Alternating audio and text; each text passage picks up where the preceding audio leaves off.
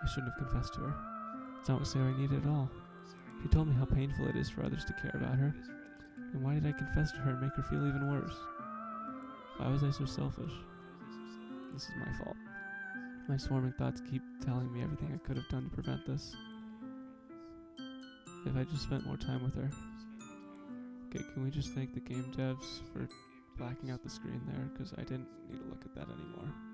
Walked her to school, remained friends with her like it always has been. And I could have prevented this.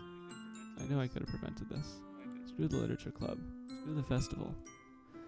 I just lost my best friend. Someone I grew up with. She's gone forever now. Nothing I do can bring her back.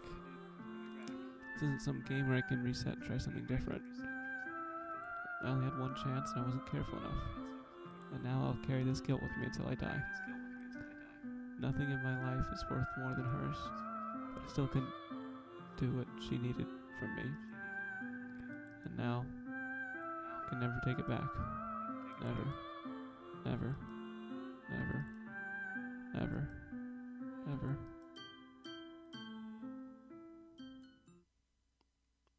End.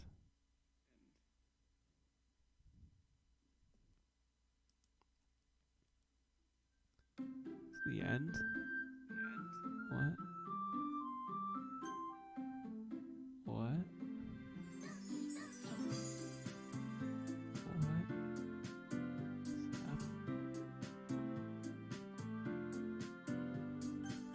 Okay.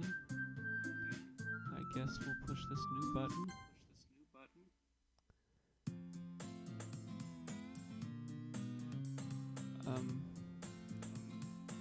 I see an annoying girl running toward me from a distance, waving her arms in the air like she's totally oblivious to any attention she might draw herself. The girl is my neighbor and good friend since we were children. Yeah, we've already been through this. We used to walk to school together on days like this, but starting around high school, she would oversleep more and more frequently, and I would get tired of waking up, but she was going to chase me like this, almost feel better running away. However, I just sigh and idle in front of the crosswalk and let that catch up to me.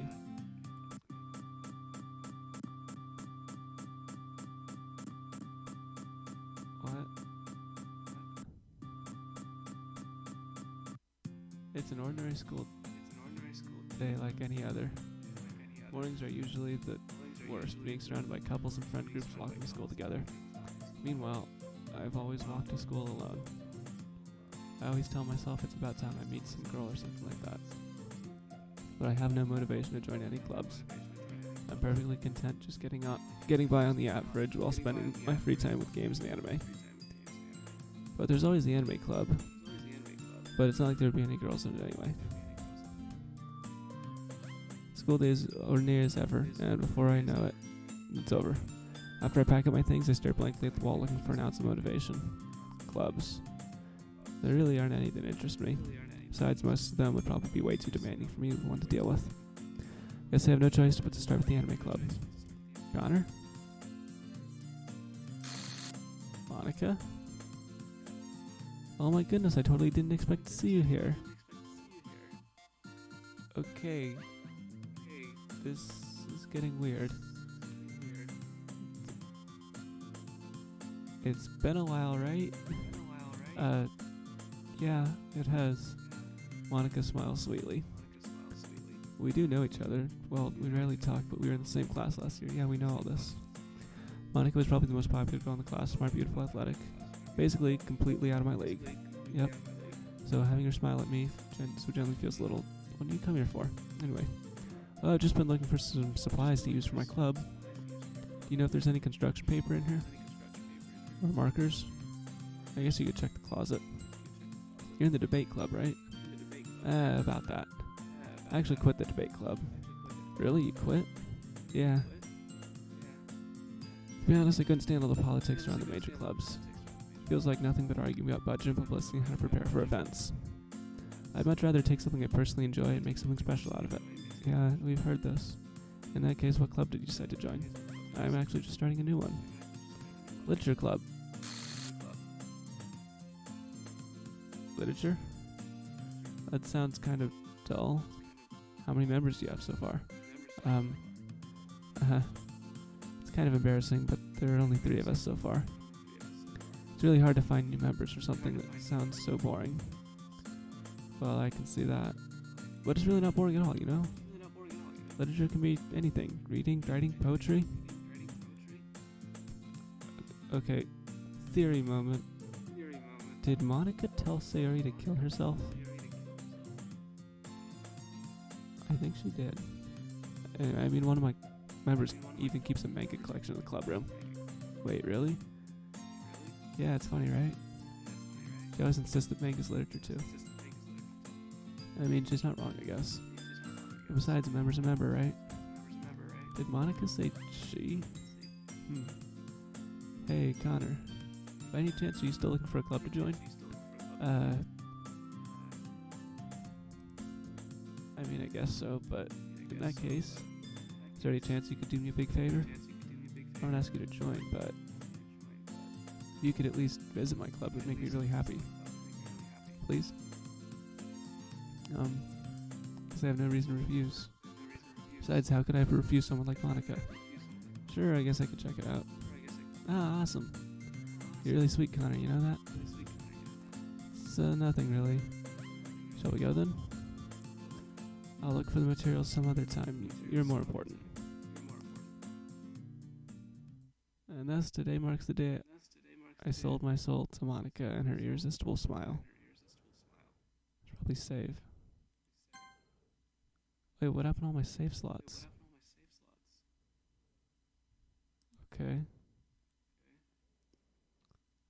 All my saves are gone. I timidly follow Monica across the school and upstairs, a section of the school I rarely visit. Used for 3rd year stuff. Monica, full of energy, swings open the classroom door. I'm back. And I brought a guest with me. What? A guest? Seriously, you brought a boy? Way to kill the atmosphere. Don't be mean, Suki. But anyway, welcome to the club, Connor. All words escape me in this situation. This club. It's full of incredibly cute girls. Yeah, we know. So let me guess, you're Monica's boyfriend, right? A what? No, I'm not. Natsuki.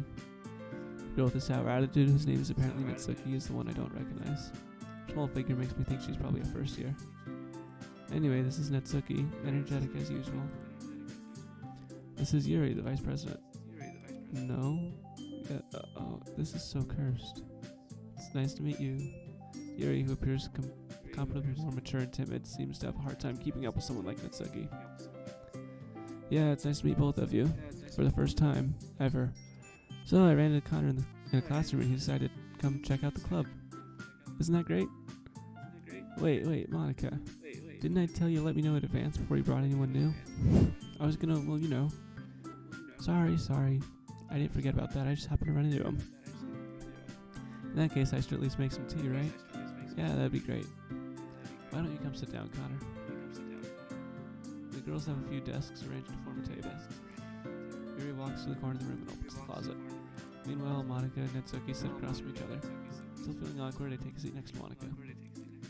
So, I know you didn't really plan on coming here, but we'll make sure you feel right at home, okay? As president of Literature, it's my duty to make sure the club's exciting for everyone. I'm surprised there aren't more people in the club yet. It must be hard to start a new club. You could put it that way. Not many people are very interested in putting in all the effort to start something brand new. Especially when it's something that doesn't grab your attention like literature. You have to work hard to convince people that you're both fun and worthwhile. But it makes school events like the festival that much more important. I'm confident that we can all really grow this club before we graduate. I don't think we're ever going to graduate here. Right, Natsuki? Well, I guess. Natsuki reluctantly agrees. Such different girls, all interested in the same goal. Monica must have worked really hard just to find these two. No, it's... Yuri returns to the table carrying a tea set. She carefully placed the teacup in front of us before setting down the teapot in the middle. You keep a whole tea set in this classroom? Yeah, we know. Don't worry, the teachers gave us permission. After all, doesn't a type of key to a good book? Yeah, I guess. Don't let yourself get intimidated. Yuri's just trying to impress you. That does not insulted. Yuri looks away. Admit that, I believe you. Well, tea and eating might not be a pastime for me, but at least I enjoy tea. I'm glad. Yuri faintly smiles to herself in relief. So, Connor, what kinds of things do you like to read? Considering how little I've read in the past few years, I don't really have a good way of answering that. Manga? I muttered quietly to myself, half joking. Natsuki's headset suddenly perks up. It looks like she wants to say something, but she keeps quiet. Not much of a reader, I guess. Well, that can change. What am I saying? I spoke without thinking after seeing Yuri's sad smile. Anyway, what about you, Yuri? Well, let's see. Yuri traces the rim of her cheek cup with her finger. My favorites are usually novels, yeah, we know. Craftsmanship, just talking about books. Same stuff. Passionate. Yep, this is her world. But I like a lot of things. Stories with psychological elements. It's amazing how a writer can imagination. Horror. I read horror once. That's really, we've been through this conversation. I'd expect that from you, Yuri. Suits your personality. Oh, is that so? Really, if a story doesn't make you think, you can't put it down. It's real horror is often very successful at changing the way you look at the world, if only for a brief moment. Ugh, I hate horror. Oh, why is that? Well, And Suki's eyes start over me for a split second. Never mind. That's right. You usually write about cute things, don't you? Right, Suki? What? What gave you that idea? You left a piece of scrap paper behind last club meeting. Looks like you're working on a poem called Don't Say It Out Loud. And give that back. Fine. Then Suki, you write your own poems? Well, I guess sometimes. Why do you care? I think that's impressive. Why don't you share them sometime? No. Natsuki averts her eyes. You wouldn't like them. Not a very confident writer yet. I wonder how Natsuki feels. Sharing that level of writing takes more than just confidence. The truest form of writing is writing to oneself. Yeah, we've been through this.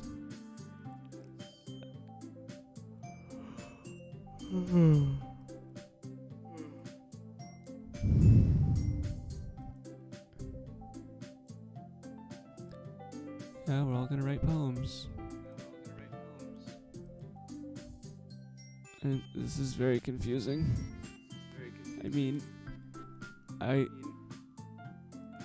The game's over and I'm playing again, but it's different this time. But it's also the same.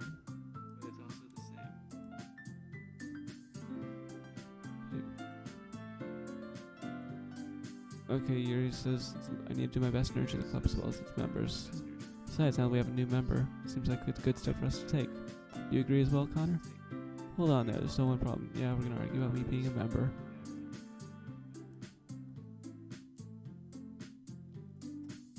Monica may have convinced me to stop by.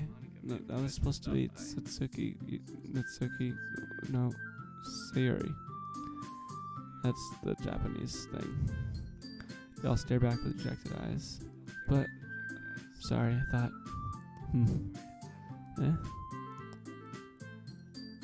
I guess I need to tell you the truth, Connor. The thing is, we don't have enough members yet to form an official club. We need 4.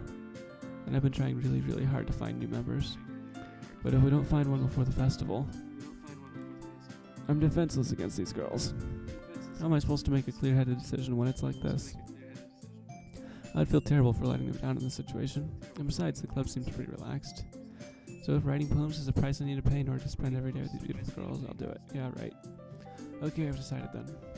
Join the literature club. One by one, they light up. Oh my goodness, really?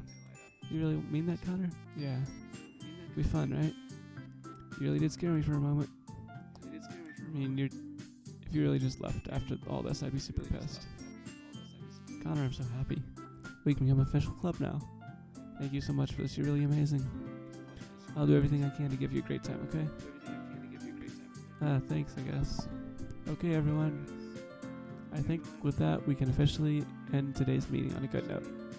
Everyone remember tonight's assignment. Write a poem, bring it to next meeting so we can all share. Monica looks over at me once more. Connor, I look forward to seeing how you express yourself. Yeah. Can I really impress the class star Monica with my mediocre writing skills? I can already feel the anxiety welling up inside me. Meanwhile, the girls continue to chit-chat as Jerry cleans up the tea set. Guess I'll be on my way then. Scoot on out. Okay. See you tomorrow then. Can't wait.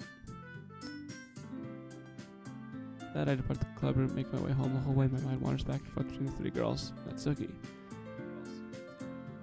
Yuri, and of course Monica. Will I really be happy spending every day after school in literature club? Perhaps I'll have a chance to go closer to one of these girls. Alright. I just need to make the most of my circumstances, and I'm sure good fortune will find me. And I guess that starts with writing a poem tonight.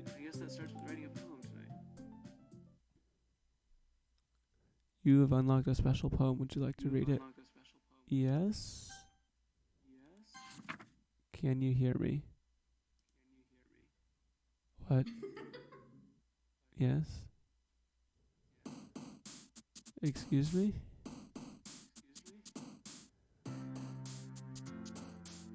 What? I can hear you.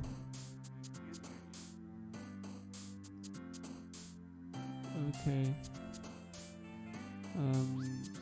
Skipping. Nature. Vibrant. Daydream. Treasure. Pink. Warm. Color. Rose. Pout. Sunny. Friends. Cute. Puppy. Adventure. Forgive. Hope. Play. Giggle. Lucky. Okay, I guess I'll go for Natsuki this time. Hi again, Connor. Glad to see you to run away on us. Haha. Don't worry. This might be a little strange for me, but at least I keep my word. Well, I'm back in literature club. So I was last to come in, so everyone's already hanging out. Okay, that was really creepy. Thanks for keeping your promise, Connor. Hope this isn't too overwhelming of a commitment for you, making you dive headfirst into literature when you're not accustomed to it. I don't like this. I don't like this. I already had to be dragged by Monica. I don't know if you plan just to come out here and hang out or what, but if you don't take us seriously, then you won't see the end of it. You're not supposed to be in front of the words. Can you move? Okay. Monica, manga. Manga's literature. Plop back into her seat. Sorry, Connor.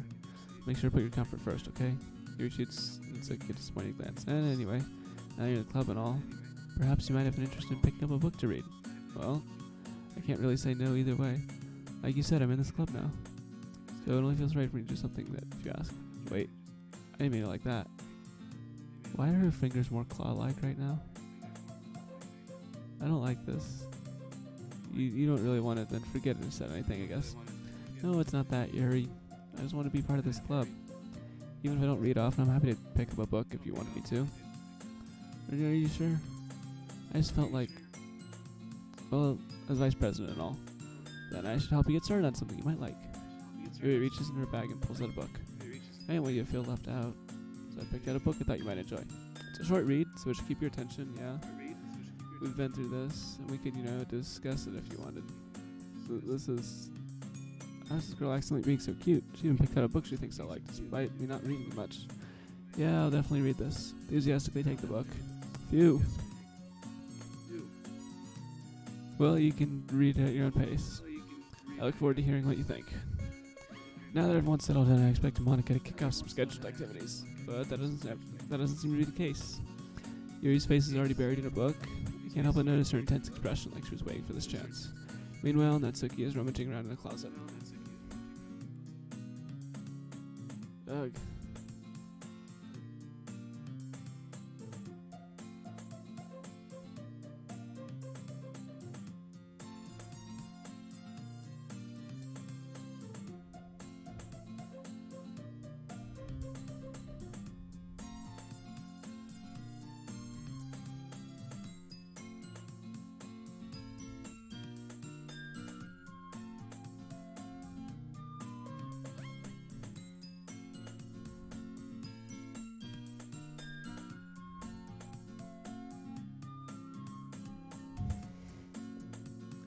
Ugh.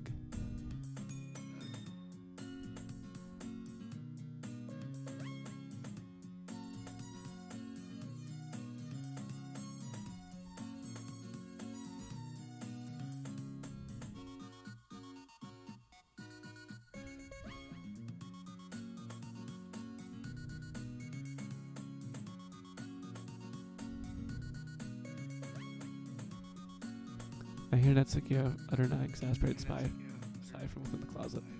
She seems to be annoyed by something. Approached her in case she needed a hand. You looking for something in there?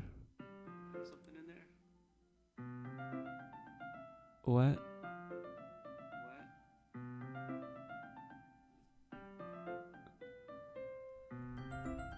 What?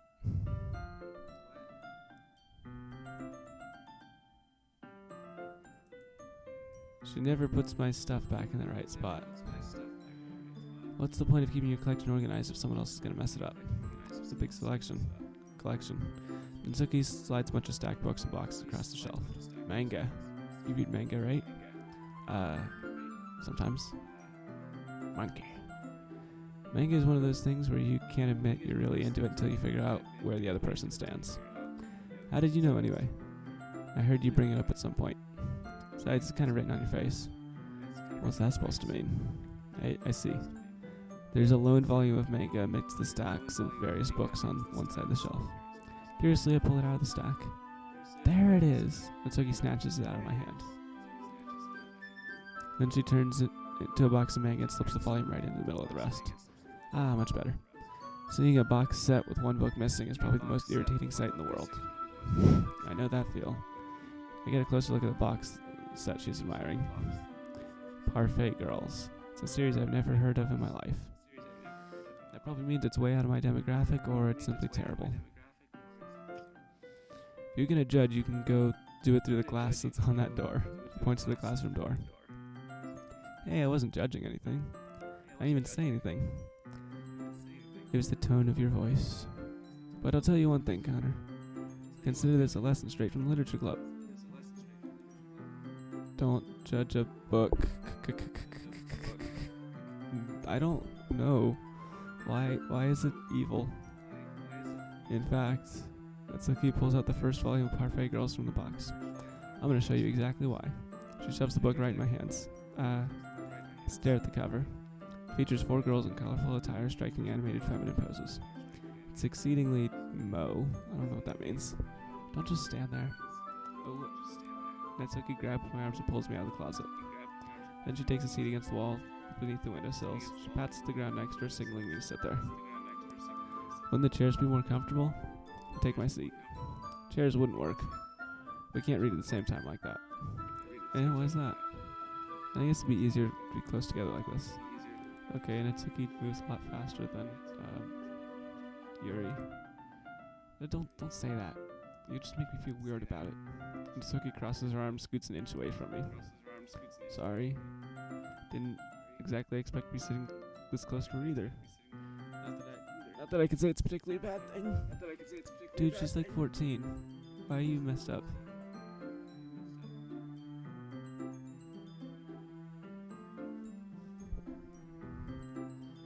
It's only a few seconds before Natsuki once again inches closer, reclaiming the additional space while she hopes I won't notice.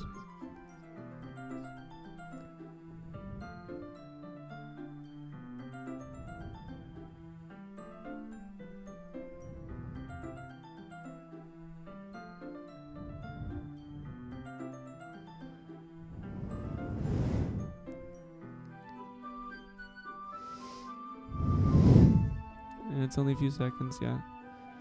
I can feel her peering over my shoulder, much more eager to begin reading than I am. Wow, how long has it been since I read the beginning? Hmm? You don't go back and flip through the older volumes every now and again? Not really. Maybe sometimes after I finish the series. Hey, are you paying attention? I am, but nothing's really happened yet, so I can talk at the same time. It looks like a bunch of friends in high school. Typical slice of life affair.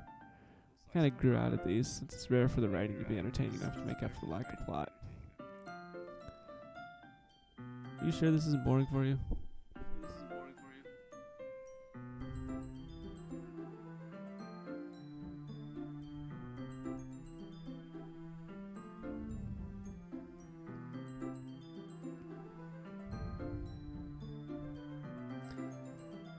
No, it's not.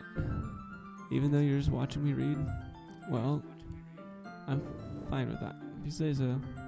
It's kind of fun sharing something like something else. I always get excited when I convince my friends to pick up a series I enjoy. You know what I mean? You don't? That's not... I wouldn't really know. What do you mean? Don't you share your manga with your friends? Could you not rub it in? Jeez. Sorry. Like I could ever get my friends to read this. They just think manga's for kids. Yeah, you kind of are a kid, buddy. Can't even bring it up without them being all like, yeah, you still haven't grown out of that yet? Makes me want to punch them in the face. I know those kinds of people. Honestly, it takes a lot of effort to find friends who don't judge, not just friends who are also into it. I'm already kind of a loser, so I guess I gravitated towards the other losers over time. But it's probably harder for someone like you. Huh. Yeah, that's pretty accurate. Wait, which part? I mean, I feel like I can't even keep it in my own room. Why is it like this? Why is...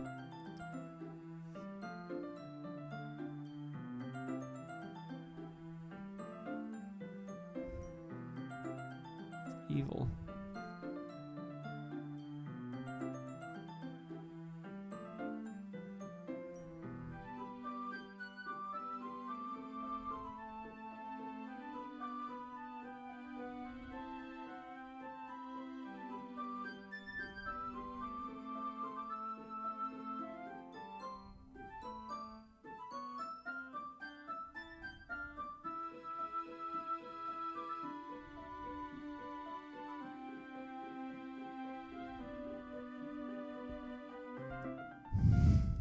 I'd have to beat the shit out of me if you found out about this. At least it's safe here in the club room. Except Monica's kind of a jerk about it. So I just can't win, can I? Well, it paid off in the end, didn't it? I mean, here I am reading it. Well, it's not like that solves any of my problems. Maybe. But at least you're enjoying yourself, right? Yeah. So? Jeez, that's enough. You gonna keep reading or what? Yeah. I flipped the page. Okay, I guess we're reading for a long time. Time passes, yes. Natsuki's strangely quiet now. Glance over at her. Looks like she's starting to fall asleep. Yeah, I give her a punch. Yeah. Suddenly Natsuki collapses straight into me. Hey.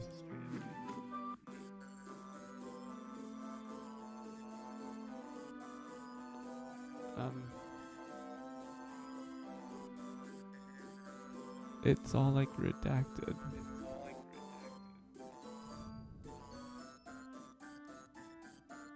Oh jeez. Natsuki, are you okay? Here. Monica reaches in her bag and pulls out some kind of protein bar. She throws it in Natsuki's direction. Natsuki's eyes suddenly light up again. She snatches the floor and immediately tears off the wrapper. I told you not to give... She doesn't even finish her sentence before stuffing it into her mouth. Don't worry, Connor. She's fine. Just happens every now and then. So I always keep a snack in my bag for her. Anyway.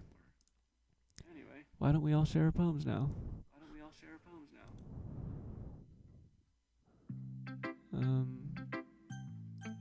How about Natsuki? I told Natsuki I was interested in her poems yesterday. It's probably only fair I shared mine with her first. Okay, well, let's start off with the things I don't like. First of all,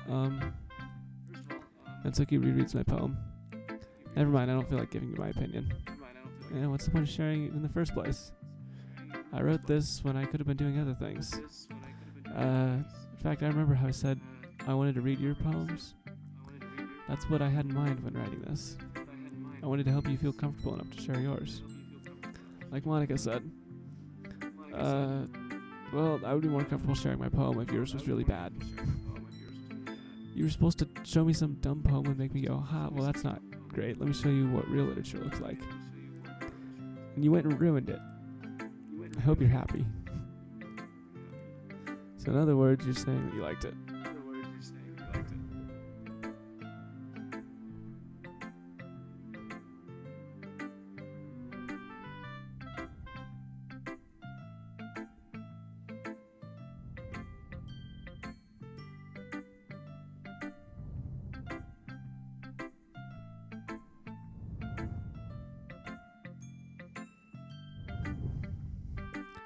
Irk. And then Suki's retort gets caught in her throat. You just don't understand anything, do you? I already told you that you don't have to go around announcing to the world like you're all self-important. Pretty sure you never actually said that. I said that mostly to myself. Natsuki must really hate me or something. Can't figure out if it's a win or a loss that she liked my poem. In any case, you still need to show me yours, right? Yeah, fine, I guess. Only because Monica will make me if I don't. Yeah, this is the same one we already saw. People can try, that's about it.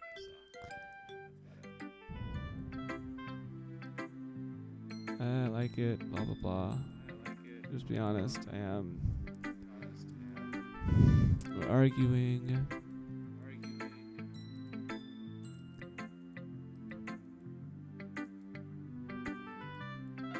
Expression.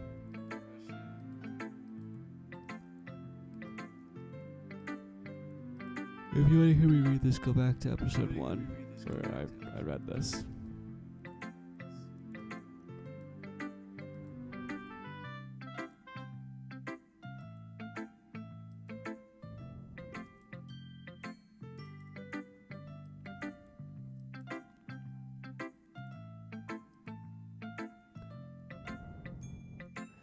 Okay, sure, Monica. Hey, Connor, having a good time so far? Yeah. Good, glad to hear it. By the way, since you're new and everything, if you ever have a suggestion, yeah, always listening. Don't be afraid to bring anything up. Keep that in mind. Of course, I'll be afraid to bring things up. I'm much better going with the flow until I'm settled in. Anyway, want to share your poem with me? It's kind of embarrassing, but I guess I have to. Don't worry, Connor. We're all a little embarrassed today, you know? It's that sort of barrier that we'll all learn to get past soon. It's true.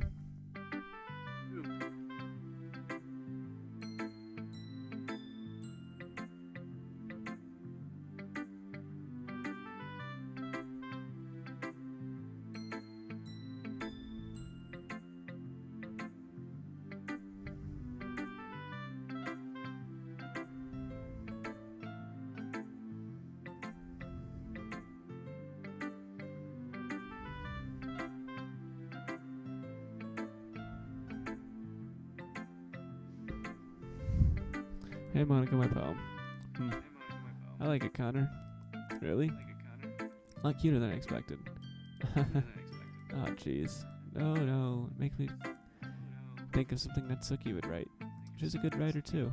So take that as a compliment. If you say so. Yep. If you're interested in Natsuki, I can always keep a snack on you. She'll cling to you like a puppy. Natsuki's dad doesn't give her lunch money or leave her any food in the house, so she's in a fussy mood pretty often. But sometimes she just loses all her strength and shuts down, like earlier.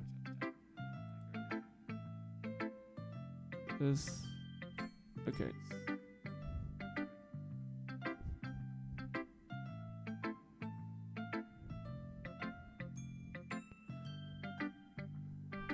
This is just a guess, but I think she's so small because her malnutrition is interfering with her adolescent growth. But hey, some guys are into petite girls too, you know? Sorry, just trying to look at the bright side. Anyway, do you want to read my poem now? Don't worry, I'm not very good. You sound pretty confident for someone who claims not to be pretty good. Oh, that's because I have to sound confident. Doesn't mean I always feel that way, you know? You see. Well, let's read it then.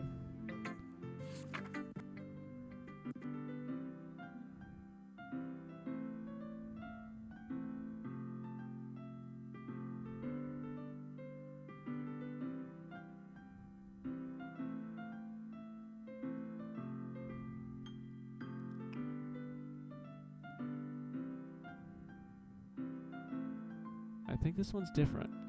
Hole in the wall, but he wasn't looking at me. Confused, I frantically glanced at my surroundings, but my burned eyes can no longer see color.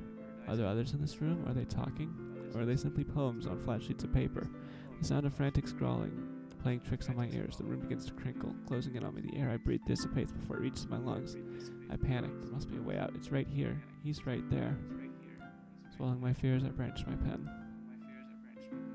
So, what do you think? It's very freeform, if that's what you call it. Sorry, not really the right person to ask for feedback. That's okay. Yeah, that kind of style's gotten pretty popular nowadays. There's a lot of poems to me putting emphasis on the timing between words and lines. When performed out loud, it can be really powerful. Inspiration, well, I'm not sure if I know how to put it. Guess you could say I had kind of an epiphany recently. It's been influencing my poems a bit. Epiphany? Yeah, something like that. Kind of nervous to talk about deep stuff like that because it's coming on strongly. Maybe after everyone's better friends with each other. Yeah, you said that last time, but you never told me. Monica's writing tip of the day. Somewhere when you're writing a poem, your brain gets too fixated. Yeah, just let the pen flow. We've heard this.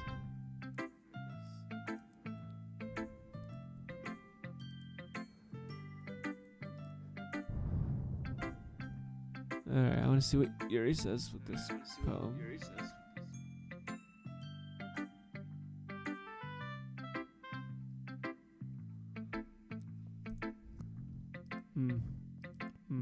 Yuri stares at the poem. A minute passes, more than enough time for her to finish reading. Oh. Sorry. I forgot to start speaking. It's fine, don't force yourself. I'm not. I just need to put my thoughts into words. Hold on. Okay. This is your first time writing a poem, right?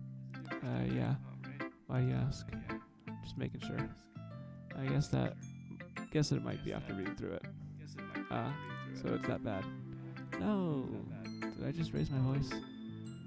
I'm so sorry. Yuri buries her face in her hands. She couldn't help but notice it's been several minutes and we really haven't gotten anywhere. Might take Yuri a while to get used to new people. It's fine, I really didn't notice. What were you saying? Right, it's just that there are specific writing habits that are typical. Yeah. Learn to pick up on them.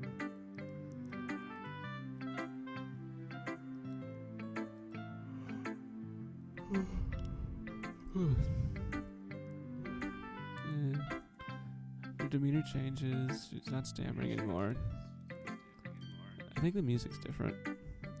It's like slower now.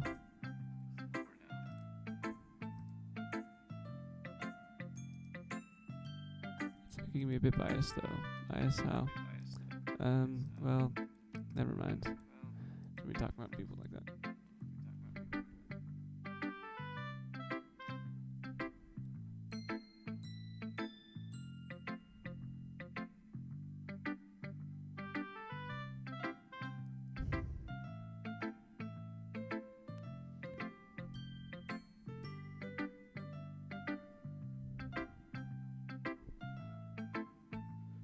Sorry, it's fine. Not sure if Yuri's apologetic for herself, myself, for Yuri. I can read your poem now. Please do. Love to share my thought process behind it. Yuri smiles dreamily as if that's a rare opportunity for her. Which itself is kind of funny. After all, is this supposed to be a literature club?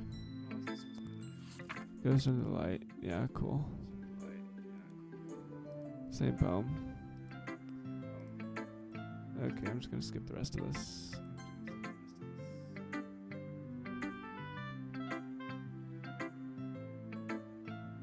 Cool.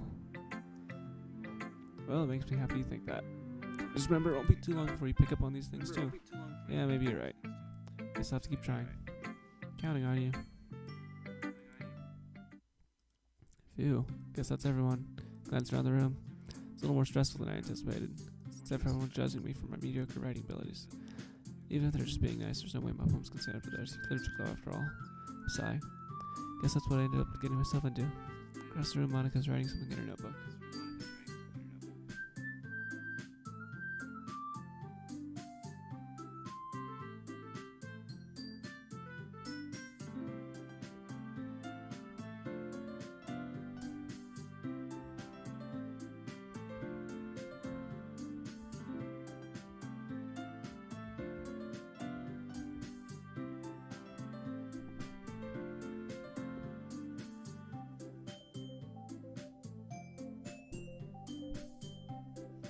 Across the room, Monica's writing something in her notebook.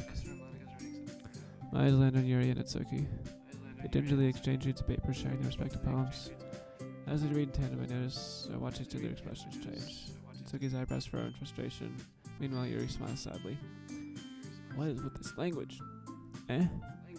Did you say something? Oh, it's nothing.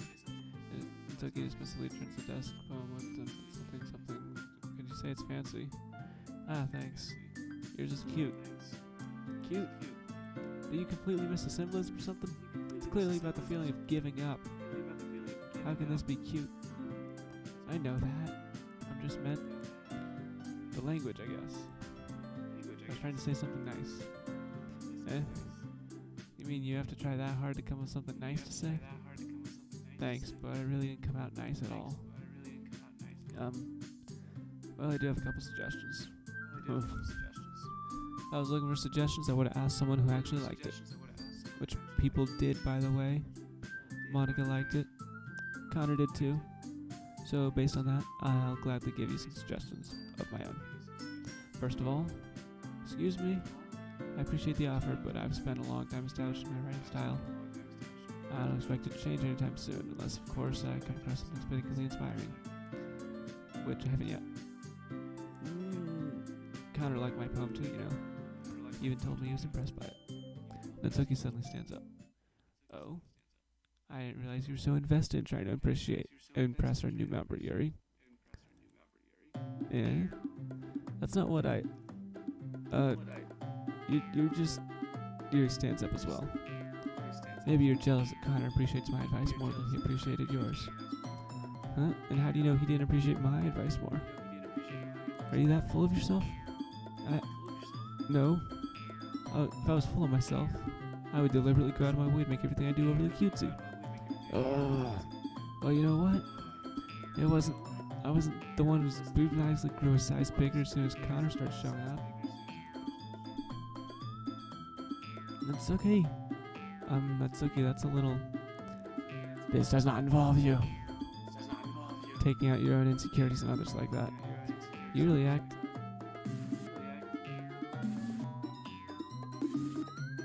as young as you look. What?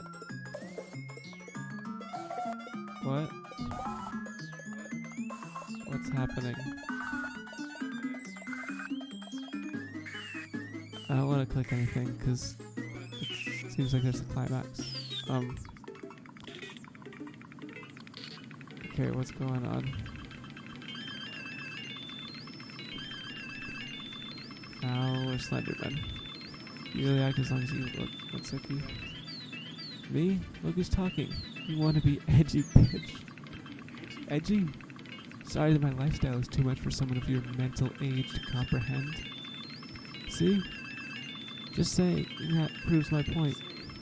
Most people learn to get over themselves after they graduate middle school, you know? If you want to prove anything, then stop harassing others with your sickening attitude. You think you can counterbalance your toxic personality just by dressing and acting cute? The only thing cute about you is how hard you try. This got really intense. Whoa, be careful, you might cut yourself on that edge, Yuri. Oh, my bad. You already do, don't you? Oh my god, that's Suki. Did you just accuse me of cutting myself? What's wrong with you? Yeah, go on. Let Connor hear everything you really think. I'm sure he'll be head over heels for you after this. Suddenly Yuri turns toward me, just knows how to say it. Connor, she's just trying to make me look bad. That's not true. She started it. How did I get dragged into this? Not like never my writing.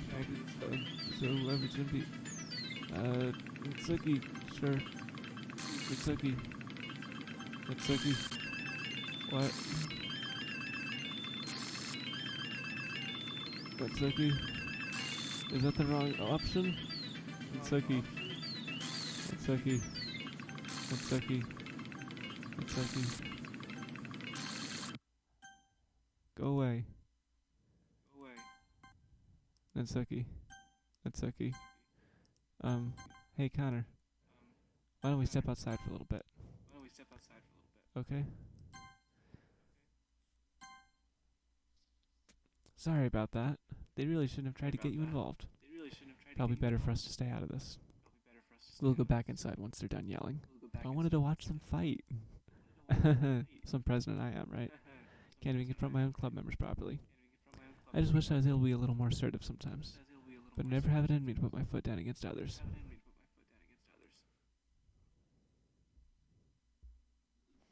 You understand, right? Anyway, if this makes you want to spend less time with others, then that's fine. With the others, that's fine.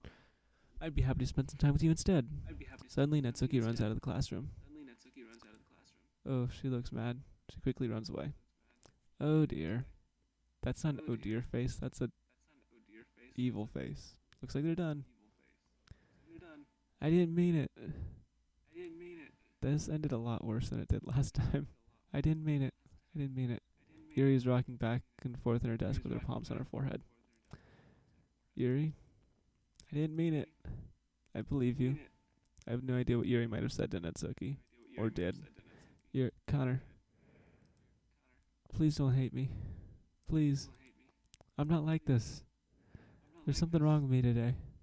You're fine, Yuri. It's fine, Yuri. We know you didn't mean it. Besides, I'm sure Natsuki will forget all about it tomorrow. Completely. Anyway, the meeting's over, so you can go home now if you want. Yuri looks at me like she wants to say something. But she keeps glancing at Monica. You can go first, Monica. I'd like to stay a bit longer. I'm the president, so I should be the last one out. I'll wait for you to be done. Well, I'm vice president, so please let me take that responsibility today. Kinda sounds like you don't want me around for something, Yuri. It's not that at all. It's not that. It's not that. I just didn't get much of a chance to discuss my book with Connor. It would be embarrassing with you listening. Sigh. I guess I don't really have a choice, do I? Sorry for causing trouble. But I really appreciate...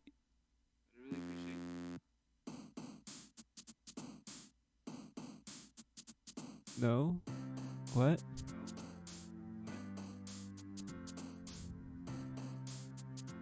What?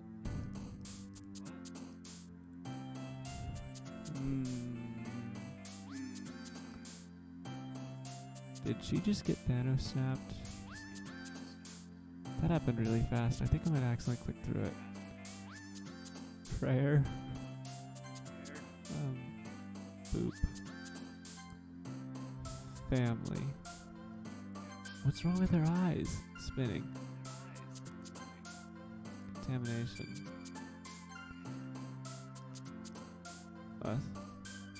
Anime. Play. Clouds. Sparkle. Ocean. Heart. Sunny. Entropy. Swimsuit. Flying. Lucky. Cheeks.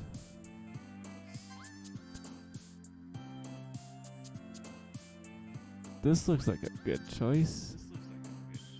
Actually, what does this do? Okay. I shouldn't have clicked that. That was probably... Did that just move? Yeah, it's definitely moving. Friends.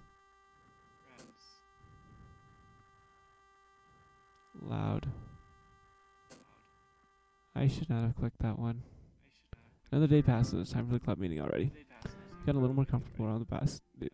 No, this is not comfortable. Welcome back, Connor, Yuri says. Hi, Yuri. Not sure if that's me or if it's Yuri's expression. But the weight of yesterday's squirrel still hangs in the air a little. Yuri glances over her shoulder, looking around the room. Natsuki is reading manga at her desk. And surprisingly, Monica isn't here yet. Suddenly, Yuri takes my arm and pulls me in the corner of the room. About yesterday. I really need to apologize. Nothing like that has ever happened before. And something just came over me, I guess. I wasn't acting mentally sound. Please don't think we're usually like this. Not just me, but Natsuki as well. Yuri, I'm happy that you're considerate and apologized. You don't have to worry too much. Even though I've only been here a couple days, I could tell something was off yesterday. Maybe we were a little extra sensitive because it was our first time sharing poems. But whatever it was, it didn't make me think any less of you. I had already decided there's no way you could be a bad person. And now that you're apologizing, I know you really didn't mean it. Connor, don't say those kinds of things so frankly. They make me a little too happy. I'm really glad that you're such an understanding person. And I'm really glad that you joined this club. Everything is a little bit brighter with you around, and, I'm sorry, what am I saying now? Hey, have you guys seen Monica? No, I haven't. I was also kind of wondering where she was. Man. Yuri, I'm guessing you haven't either. Yuri is clearly taken aback by how calmly Natsuki is addressing her. Yeah, because Monica's flipping evil. Oh no.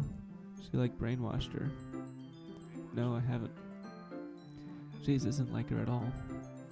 I know, it's stupid, but I can't help but worry a little bit.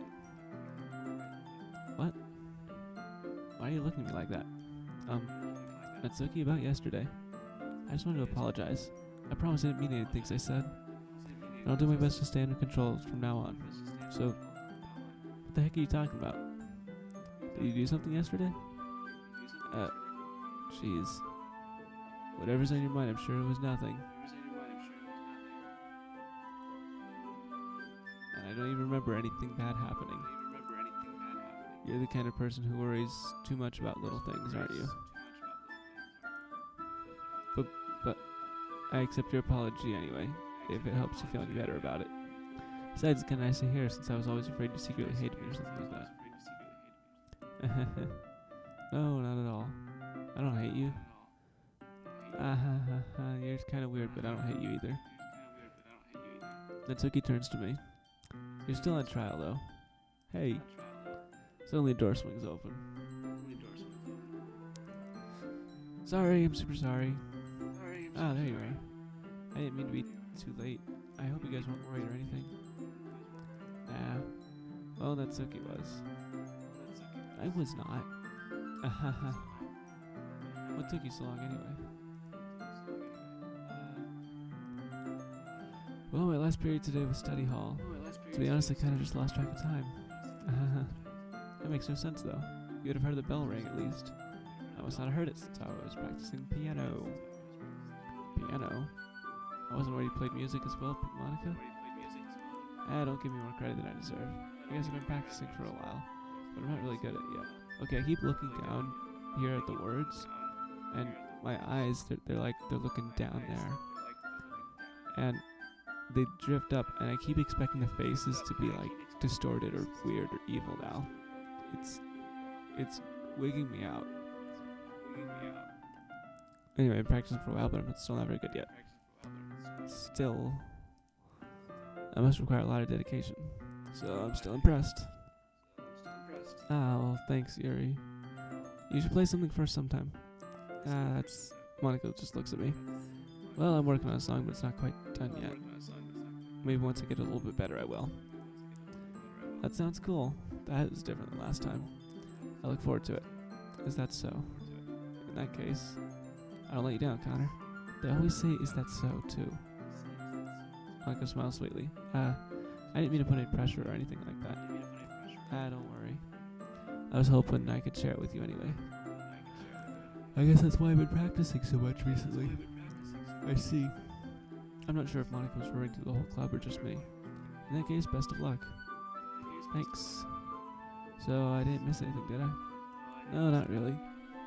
Chose not to bring up anything that the three of us talked about. Besides, Natsuki already has run off to the closet. Connor? Since your compliment put me in a good mood, I was wondering if you'd like to spend some time together today. I mean, in the club. I suppose so. I don't think I could say no to you after you gave that book to me. But I guess I need to make sure Natsuki isn't waiting for me. After we finished reading yesterday, she's fine. She's reading over there, see? Don't think about her so much. She's used to being ignored. Oh. Come on, we're going over there. Okay. Story. Well, I'll look at the cover of the book. It's Portrait of Markov. I'm just looking at a symbol. Religious camp, just... what are you doing? Okay, the people trapped there must have this trait that turns them into killing... This is different. Killing machines that lust for blood. But the facility gets even worse, and they start selectively breeding people by cutting off their limbs and affixing them to... Ooh, that might be a bit of a spoiler. But anyway, I'm really into it. Look, I mean. Not the thing about the limbs. That's kind of dark, isn't it? Eerie made it sound like it was going to be a nice story, so that dark turn came out of nowhere. Are you not a fan of that sort of thing, Connor? No, it's not that. I mean, I can definitely enjoy those kinds of stories, so don't worry. I hope so. Yeah, I totally forgot that Yuri is into those things. She's so shy and reclusive on the outside, but her mind seems to be completely different. It's just this kind of story. It's the kind that challenges you to look at life from a strange new perspective. When horrible things happen, it's not just because someone wants them to be evil, but because your world is full of horrible people and we're all...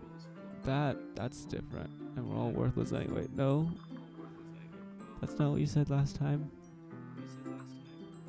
Then suddenly... I'm rambling, aren't I? Not again. I'm sorry. Hey, don't apologize. I haven't lost interest or anything.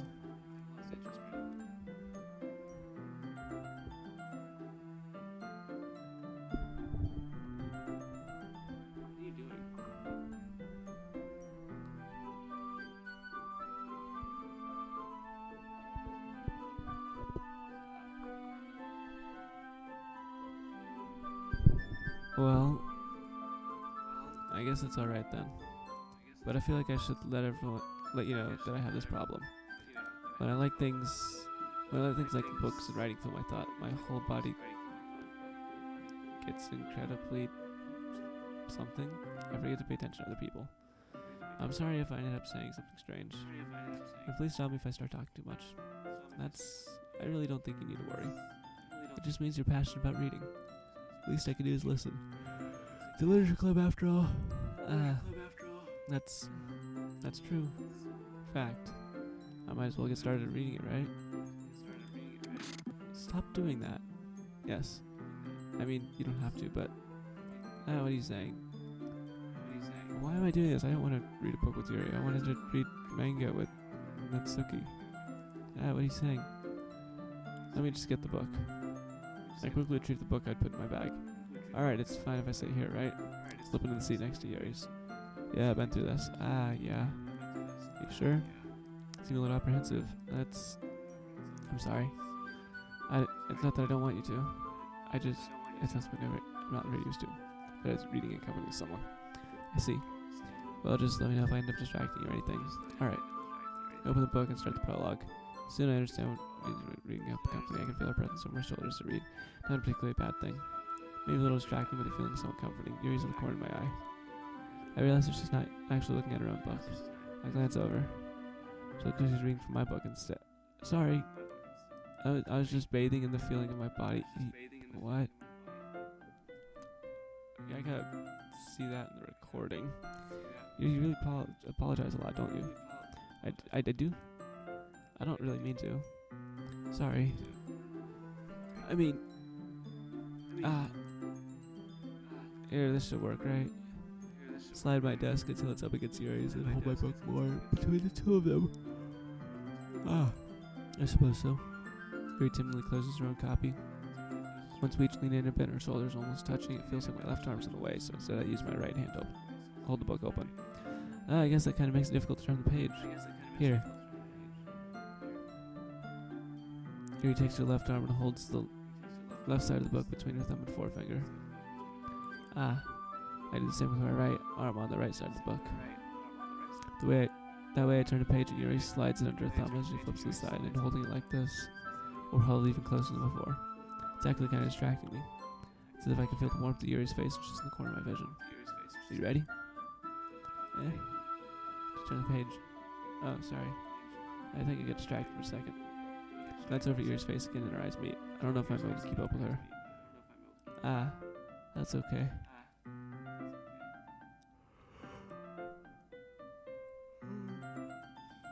You're not as used to reading, right? I don't mind being patient if it takes you a bit longer. Probably the least I can do, since you've been so patient with me. Yeah, thanks. We continue reading. Yuri no longer asks me if I'm ready to turn the page. Instead, I just assume that she's finished with the page before me, so I turn it by my own volition. We continue the first chapter in silence. Even so, turning each page feels almost like a mid-exchange. With them gently letting go of the finger, letting it flutter over to her side as she catches the ground thumbs. Hey, Yuri. This might be a silly thought, but the main character kind of reminds me of you a little bit. No, I don't relate to this character at all. Definitely not. Really? I was just thinking of the way she second guesses the things she says and all. That's what you were talking about. Sorry. I thought you meant something else about her. Something else? Never mind. We didn't even get that far yet, so I don't know why that came into my head. Yuri, you feeling alright? Yuri's been a bit fidgety ever since we started reading. You can rest if you're feeling sick or something. Your breathing is a little... breathing. Yuri puts her arm on her chest as if to feel her heartbeat. I didn't even notice. Anyway, I'm fine. I just need some water. Alright, don't push yourself. Yuri stands up and practically rushes out of the classroom. I don't know what they thought about. Monica, Connor? Did something happen just now? I have no idea. Yuri's acting a bit strange, I guess. So you don't know anything. Sorry, I can't say I do. You worried about her? Oh, no, not really. I was just making sure you didn't do anything to her. No, nothing. Don't worry, I believe you, silly. Yuri just does this sometimes, so it's nothing alarming. Alright, if you say so. Anyway, why don't we start sharing our poems with each other? Shouldn't we wait for Yuri? She might be a while, so I figured we could start without her. Is that okay? Yeah, I was just asking. I stand up. I make a mental note of where I left off in the book and slip it back in my bag. Okay, sure, Monica. Hey again, Connor. How's the writing going? Alright, I guess. I'll take that. As long as it's not going bad. Happy that you're applying yourself. Maybe soon you'll come up with a masterpiece. I wouldn't count on that. You never know. You want to share what you wrote for me today? Sure, here you go. You're gonna love this. I used some Cthulhu symbols or something to give my poem to Monica. Alright. Good job, Connor. I was going ooh in my head while reading it. It's really metaphorical. I'm not sure why I didn't expect you to go for something so deep. I guess I underestimated you. It's easiest for me to keep everyone's expectations low. That way it always counts when I put in some effort. Yeah. It's not very fair. Anyway, it worked anyway. You know, Yuri kinda likes his writing, right? Writing's full of imagery and symbolism. Sometimes I feel like Yuri's mind's totally detached from reality. I don't mean like a bad thing though. Just sometimes get the impression she's totally given up on people. She spends so much time in her own head, she's probably much more interesting place for her. That's why she gets happy when you treat her with a lot of kindness. I don't think she's used to being indulged like that. She must really be starved for social interactions, so I don't blame her for coming on a little strongly. Like earlier. I think if she gets too stimulated, she ends up withdrawing and looking for some alone time. Suddenly the door opens. Yuri! I'm back. Did I miss anything? Not really. We all started sharing our poems with each other. Already? I'm sorry for being late. No need to apologize. We still have plenty of time, so I'm glad you took all the time you needed. Alright. Thanks, Monica. I suppose I should go get my poem now. But anyway, You want to read my poem now? I like this way that it turned out, so I hope you do too.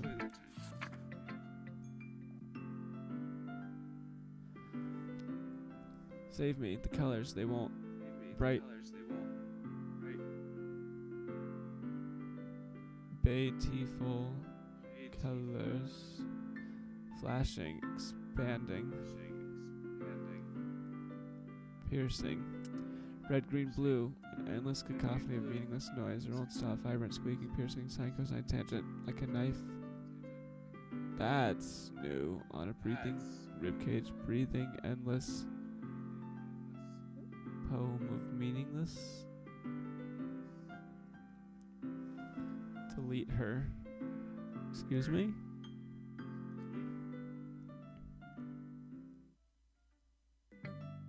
Sorry, I know it's kind of abstract. I forgot I had this notebook file.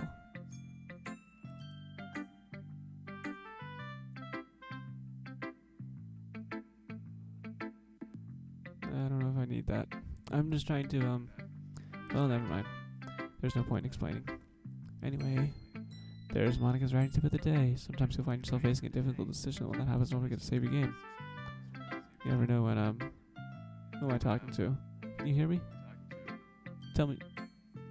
You can hear me. Anything. Please help me. That's my advice for today.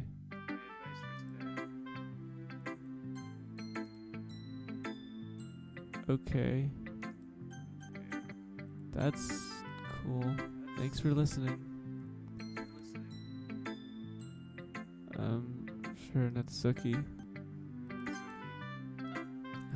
Well, it's not terrible. It's pretty disappointing after your last one. Then again, if this one's as good as your last one, I'd be completely pissed. Well, I guess you want to try something different this time. Fair enough. Still new at this, I wouldn't expect you to find your style right away. I mean, everyone in the club writes differently from each other. Maybe you'll find a little influence from all of us. For instance, I noticed that you're spending time with Yuri today. Not that I care who you spend your time with. After all, I was taught not to expect anything from anybody. It's not like I was waiting for you or anything. Still, you should at least look over my poem. You'll probably be able to learn something from it.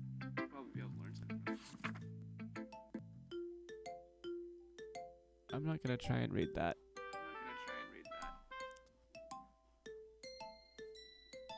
Okay, that says Bible right there.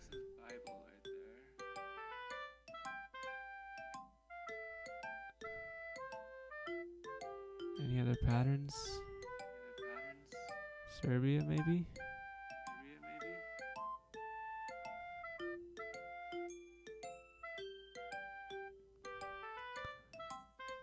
Okay, this is a good poem. Connor, why didn't you come read with me today? I was waiting for you. I was waiting for a long time. It's the only thing I had to look forward to today. Why did you ruin it? Do you like Yuri more? I think you're better off not associating with her. Are you listening to me? Yuri is a sick freak. What the heck? No. That should be obvious by now. So just play with me instead, okay? You don't hate me, Connor, do you? See, this is what I'm talking about. Their faces go all weird. Do you hate me? Do you want me to go home crying? What's wrong with her eyes? What is that? Is that blood? This club is the only place I feel safe. Don't ruin that for me. Don't ruin it. Please. Stop talking to Yuri. Play with me instead. I don't like this. That's all I have. Play with me. Play with me.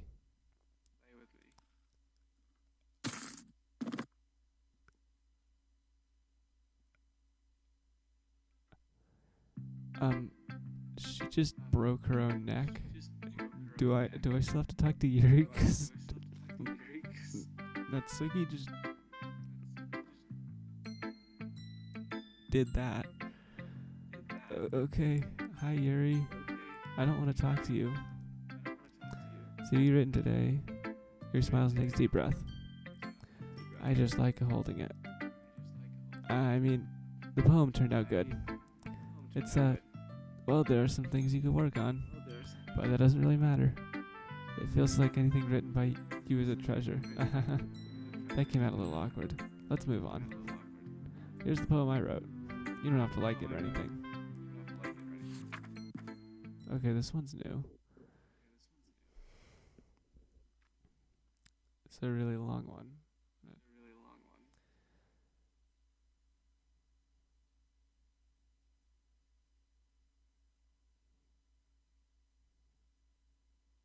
Also been recording for like 2.5 hours.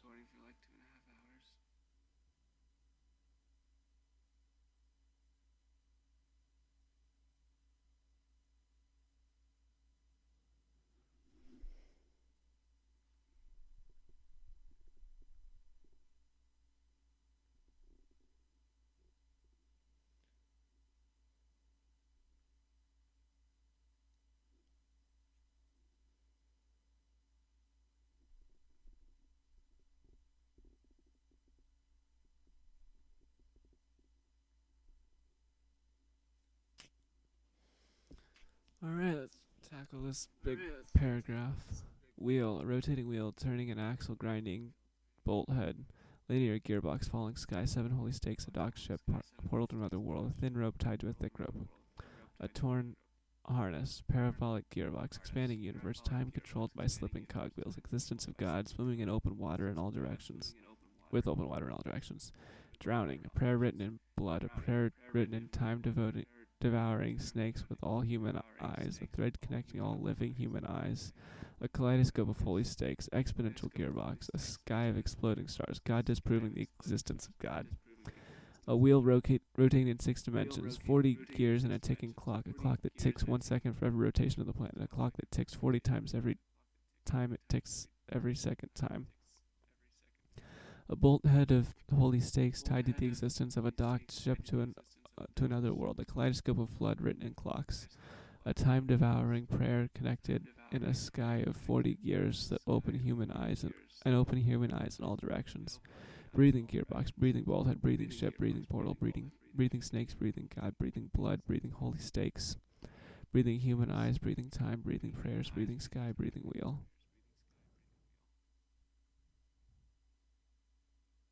This is what you find written on the cell wall of an insane asylum. Yuri, you were definitely a bad choice last run. And yeah. It doesn't really matter what it's all about. My mind's been a little hyperactive lately, so I had to take it out on your pen. That is a pen that fell out of your backpack yesterday, so I took it home for safekeeping, and I just really like the way that it writes. So I wrote this poem with it. And now you're touching it. I'm okay. What did I just... can we pretend this conversation never happened? You can keep the poem, though. Special poem. I don't like these special poems. What if I say no? Okay, I'll say yes.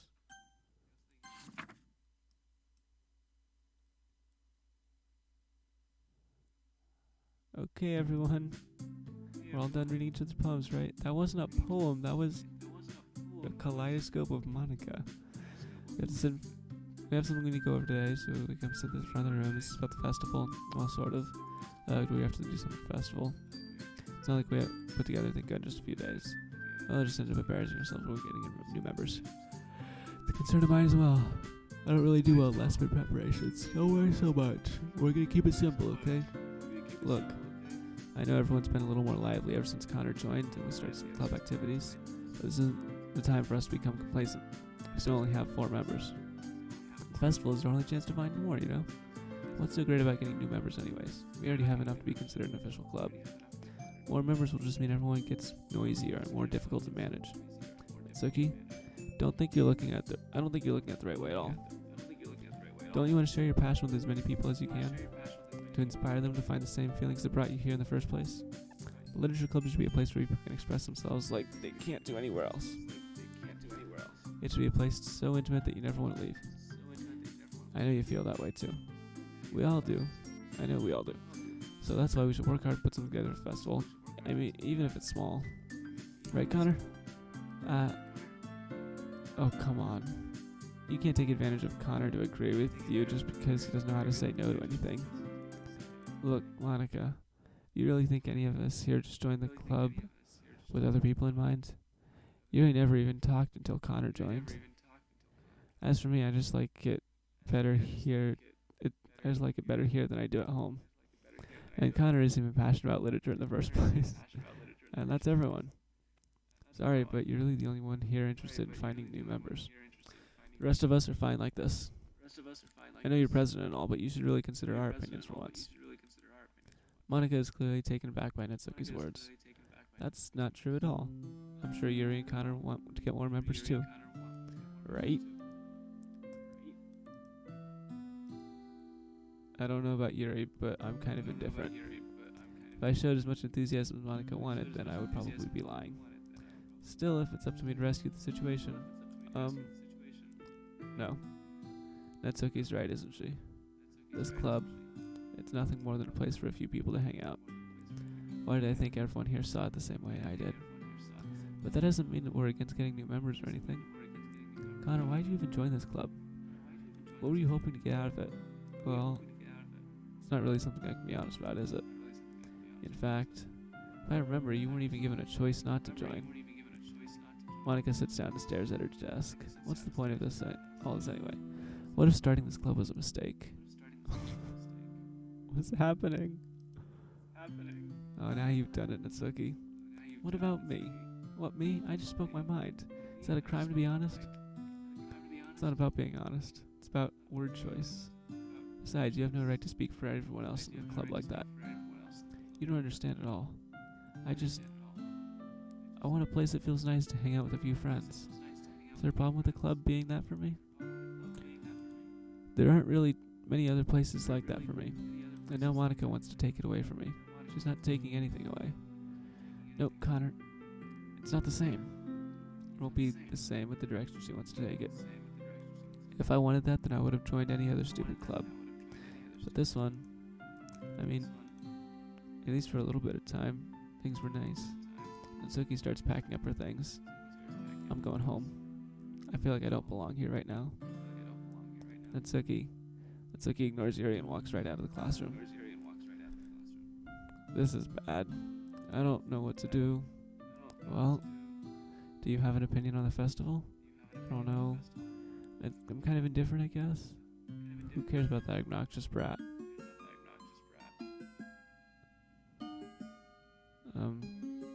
I guess. I mean, I like how nice and quiet the club is right now. I'm just happy with you here. But still, I'm the vice president. It's not right for me to ignore my responsibilities like that. Nobody would cry if she killed herself. Excuse me. Can you not do that, Yuri? That's really... That's really freaky. Don't do that. Don't do this. I should do my best to consider everyone's perspective and make the decisions right for the club. What about you, Connor? What do you want to get out of this club? Yuri repeats the same question as Monica. I decided giving an indirect answer is better than getting nothing. I think the most important thing is for everyone to get along, and for the club to provide something you can't get anywhere else. I don't think it's about how many members, but rather the quality of each member. That's what will end up making the Literature Club a special place. See, I really agree with you. Each member contributes their own qualities and Stop doing that. No.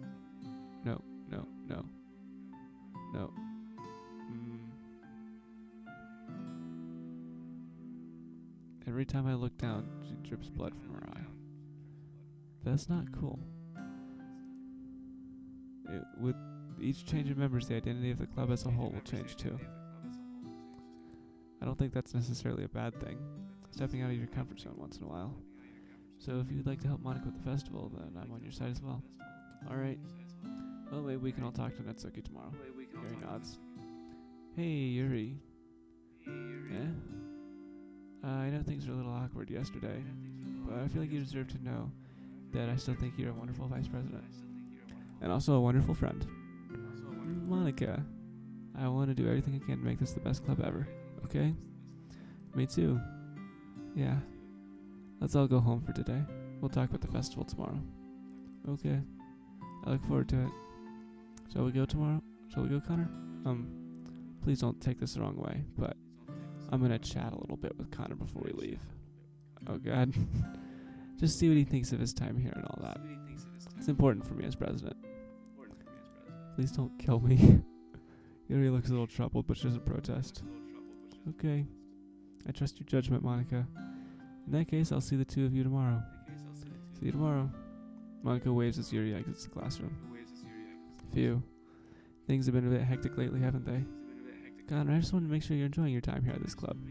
I'd really hate to see you unhappy. I kind of feel like I'm responsible for that as president. Why'd the music stop? And I really care about you, you know? I don't like seeing the other girls give you a hard time. With how mean Netsuki is and everything. And Yuri being a little bit, you know. Sometimes it feels like you and I are the only real people here. You know what I mean? But it's weird because in all the time you've been here, we've hardly gotten to spend any time together. And I mean, it's technically only been a couple days. Sorry, I didn't mean to say anything weird. Just there's some things I've been hoping to talk about with you. Things I know only you could understand. So that's why... No. What?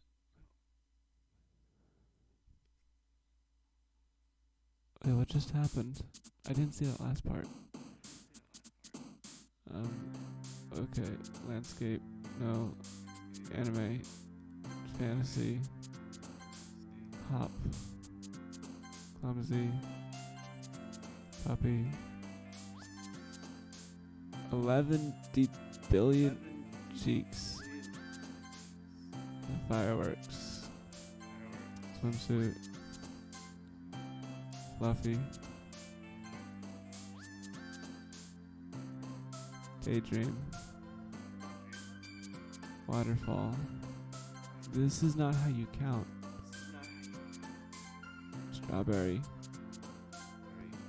Flower. Milk. Silly. Sugar. Raindrops. Hi, Connor. Please don't hurt me, Yuri.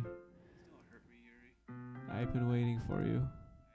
Are you ready to continue reading? No, I don't want to read anymore. I brought my best tea today. Monica, I told you not to... Ugh. Is she really late again? Inconsiderate as usual, Natsuki. Excuse me. Must you always interrupt my conversations with your incessant yelling? What are you talking about? You say that like I do it on a regular basis or something. I just wasn't paying attention, okay? I'm sorry. Seriously, what's gotten into you lately? Look, I did some thinking about yesterday. I was a little more hostile than I meant to be. I guess I really felt threatened or something. But I know this is weird. Something we're doing together. Another new member wouldn't hurt, as long as they're cool. I guess another girl will be nice this time. So, Natsuki? Nobody cares, no. Why don't you go look for some coins under the vending machine or something? What? Oh man, I'm the last one here again. Are you practicing piano again? Yeah. You must have a lot of determination. Starting this club and still trying to make time for piano. Well, maybe not determination, but I guess passion. Motivates me to work hard for the festival too. Anyways, Connor, what do you want to do today? I was thinking we could already have plans for today. Is that so, Yuri? That's correct. Connor is already engaged in a novel we're reading together. No, I don't want to read. Save me. Yuri's gonna kill me. Keep my body in her closet or something.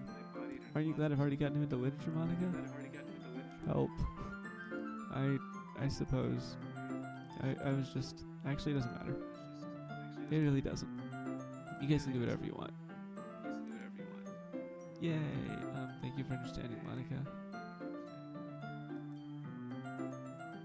Oh my... No. Actually, I have a request. Mind if I make some tea first? Not at all. Okay, this was fine last time, but this is really creepy now. Nice cup of tea, yeah. You need some tea. all this. We're gonna go get water.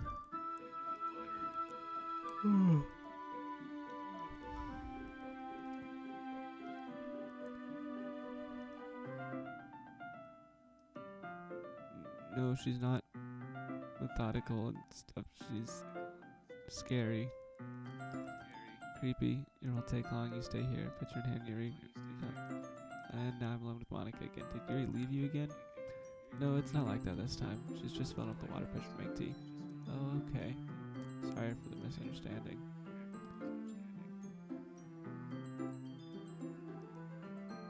Minutes pass. Yuri said it wouldn't take long. Something holding her up? I'm bored just waiting here, so I decided to go look for her. Let's see. The most logical place for Yuri to be with the nearest water fountain. Start heading down the hallway. What's that noise? Oh no, she's kind of insane. Sounds like breathing.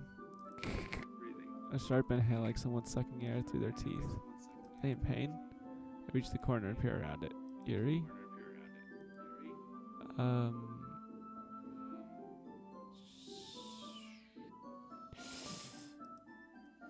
Yuri, I reach the corner and peer around it.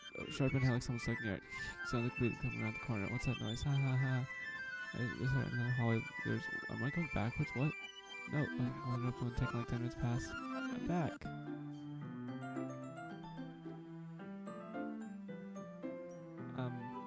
What? Thanks for waiting patiently. Connor, do you like oolong tea? Ah, yeah.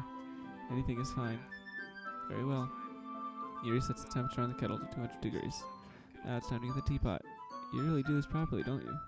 Of course. I won't do it any less making tea for others. Even if I'm not an expert on tea or anything. Uh-huh. In that case, usually be more impressed. Oh, perhaps I will. Finishes the teapot, measuring tea leaves, humming a little bit. Just in a good mood now. Is that so? Just letting it show. And you noticed. I was doing a bit of thinking.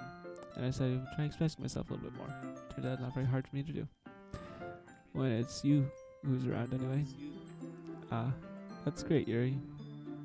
Just don't push yourself too much. You're always worrying about me, Connor. It's very endearing. No, I'm not worrying about you. Yuri wasn't kidding. I don't even know if I can keep up with this. I'll watch Yuri pour up a keep for each of us. Connor, I have another request. Do you mind if we sit on the floor today? Yeah, why's that? It's a little bit easier on my back. I can reach my back against the wall rather than bending over my desk. Ah, sorry, I didn't realize. No worries. I just have back pain fairly regularly, so I do my best to manage it. Is that so? I wonder why that is. It's most likely because your posture, right? Always hunched over like that while reading. Yes. I have terrible reading posture. That's why we should sit on the floor. Fair enough. I'll go ahead and get the book. I retrieve the book from my bag. I have some chocolate as well. This bag of small chocolate candies. I take it since it'll go well with the tea. Yuri and I then sit against the wall, teacups at our side. As if in sync, we sit in the same reading position, holding each other in half the book, except this time, bodies are closer to each other. Can't see too well. Yuri slides closer until our shoulders are touching. How am I supposed to focus on reading like this? Yuri's always kind of cute, but now she's being less apprehensive and almost more than I can handle. Your teacup? Yuri hands me my teacup. Holding it with my hand that's not holding the book, I end up in a position that makes it even harder to focus. Because now I need to worry about making sure I don't accidentally touch her chest. Meanwhile, Yuri doesn't notice a single thing. She wears her intensive reading expression, and I can only presume the world around her has faded away. I use all my willpower to focus on reading. After a few minutes, I finally relax a little bit. I put the teacup away from my legs to foam with the chocolate wrapper. Ah, sorry. I quickly let go of the book and finish opening the wrapper. You can have as much as you want. That's okay. I won't take any. Yeah, are you sure? Well, if I touch it, I might get smudges on the pages. Ah, you're right. I didn't even think about that. My bad. No need to apologize. I'll hold the book, okay? You sure? Of course. Yuri opens the book with both hands. She holds it so I don't have a harder time reading from it. As a result, her left arm is practically resting on top of my leg. Well, in that case, Yuri's already totally focused on reading again. I take a chocolate candy and pop it into my mouth. Then I take another chocolate and hold it up to Yuri's. Yuri, she doesn't even look away from the book. She simply parts her lips as if the situation was completely natural. Well, that means I can't stop here. I apprehensively place the chocolate in her mouth. Just like that, Yuri closes her lips over it. Yuri's expression suddenly breaks. Did I just... Yuri looks at me like she needs to confirm what just happened. Connor? Sorry. I guess I shouldn't have done that. Why is the music on again? Yuri just starts to breathe heavily. I can't. Connor. Suddenly Yuri, this is where I die. Forcefully grabs my arms and jerks me to my feet. Oh, jeez. My teacup gets knocked over. Connor.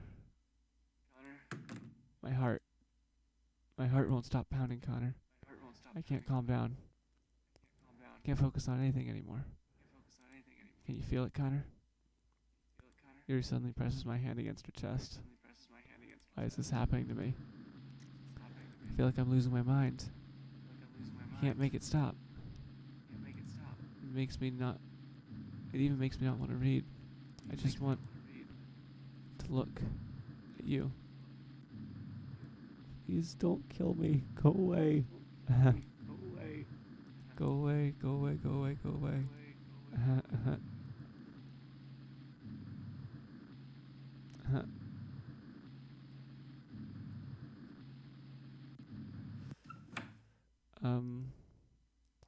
Time to share our poems.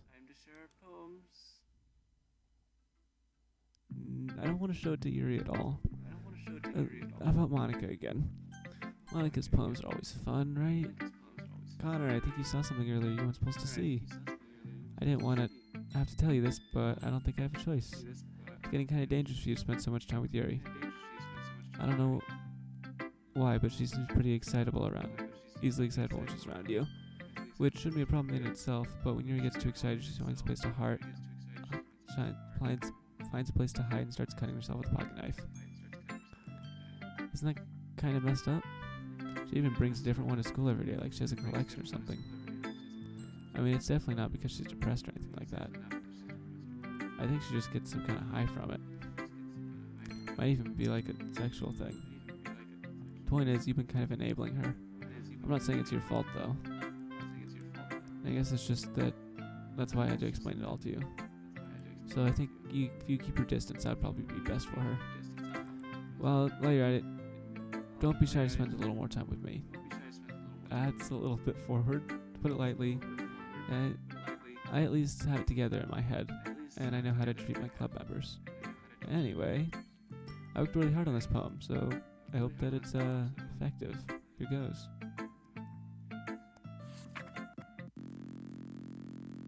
Jeez, that really startled me. Well, I guess I kind of messed up at writing this poem. I was just trying to... Never mind. Let's just move on. This is not a poem. What? I was expecting a love note or something, not whatever that was. Static and glitching. Okay, Natsuki, sure.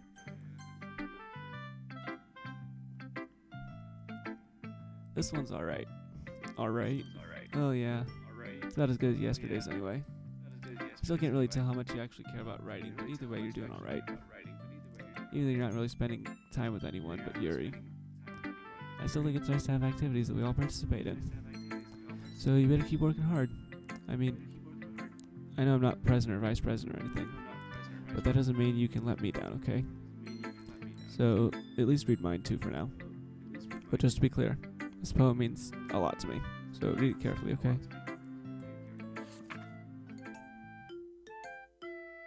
This isn't a poem either. I don't know how else to bring this up, but there's been something I've been worried about. Yuri has been acting kind of strange lately. You've only been here a few days, so you might not know what it means, but she's not normally like this. She's always been quiet and polite and attentive, things like that.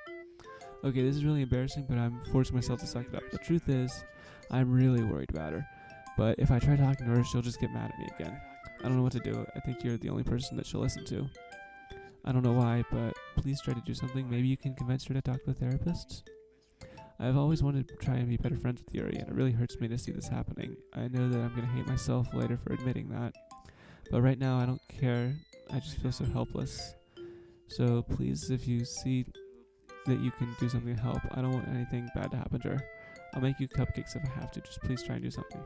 As for Monica, I don't know why, but she's been really dismissive about this.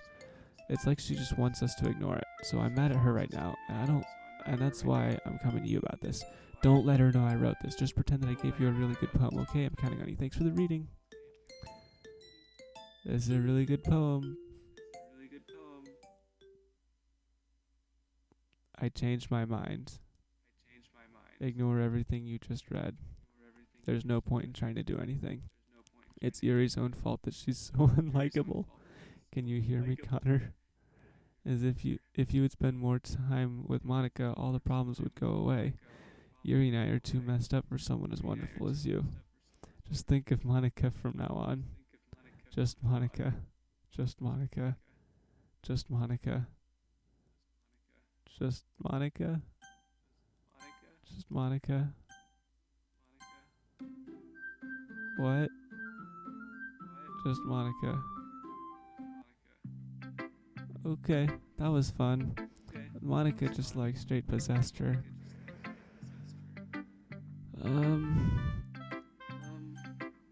I think Monica is a player. I think she's a player character. Or a GMPC. I don't know. I don't want to talk to Yuri. She's scary. Well, I don't want to. No. Finally, no. Stop this. Yuri holds my poem to her face and takes a deep breath. I love it. I love everything about it. Connor, I'm going to take this home.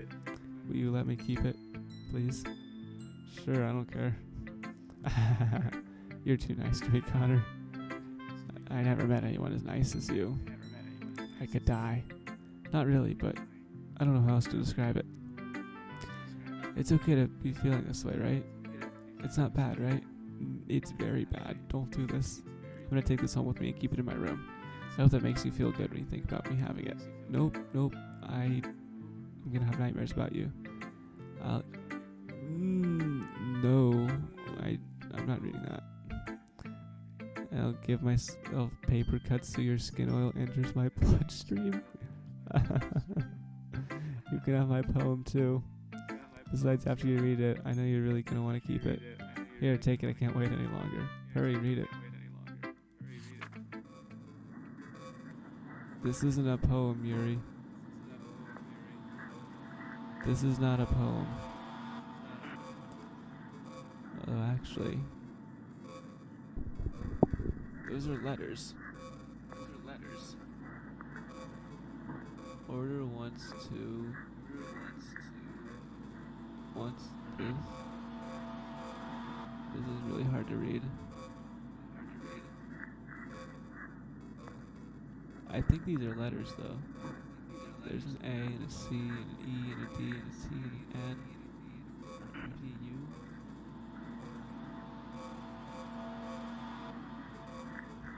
U. This is fine. I don't want your poem. Jesus, why are you so close to me? Go away, Yuri. No, I don't like it. In case you couldn't tell, the poem is about that. More importantly, I haven't done it with my scent. Jesus. See, aren't I the most thoughtful person in the club?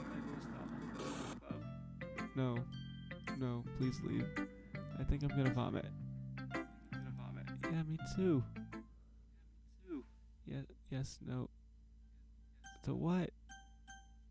No. Stare at the dot to reveal a special message.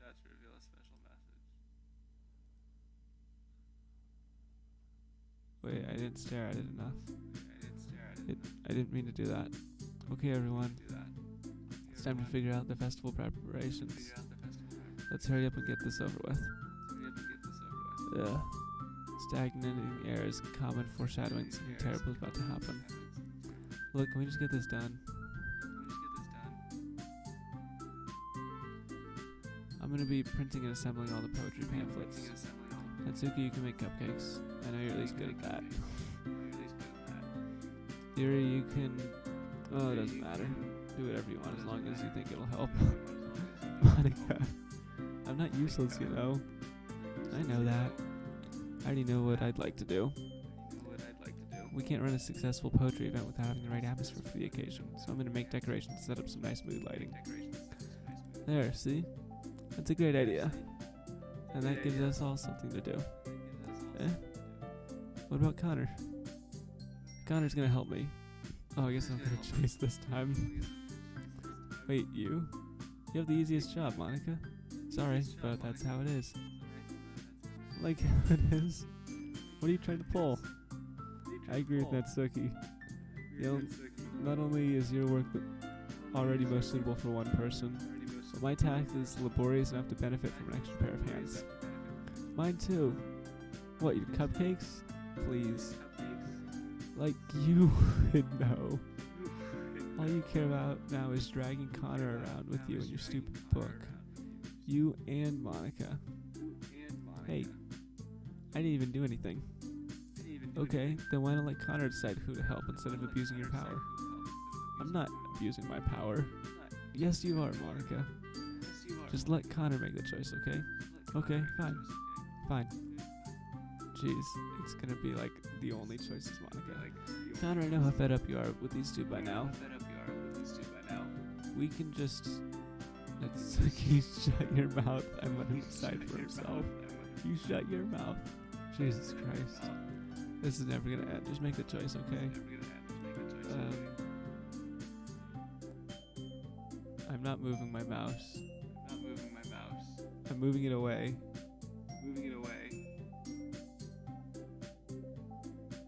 No. It's being like drawn to Monica. See that? No. Natsuki. Oh god, that was a mistake. I'm sorry. I'm sorry, Monica. How about this one? This one looks good. Yay, he picked me. We can meet at your house this weekend. I promise it'll be fun. Is Sunday okay with you? Are you kidding me? This isn't fair at all. It is fair, Natsuki. That's what he chose. No, it isn't. No, it's not fair.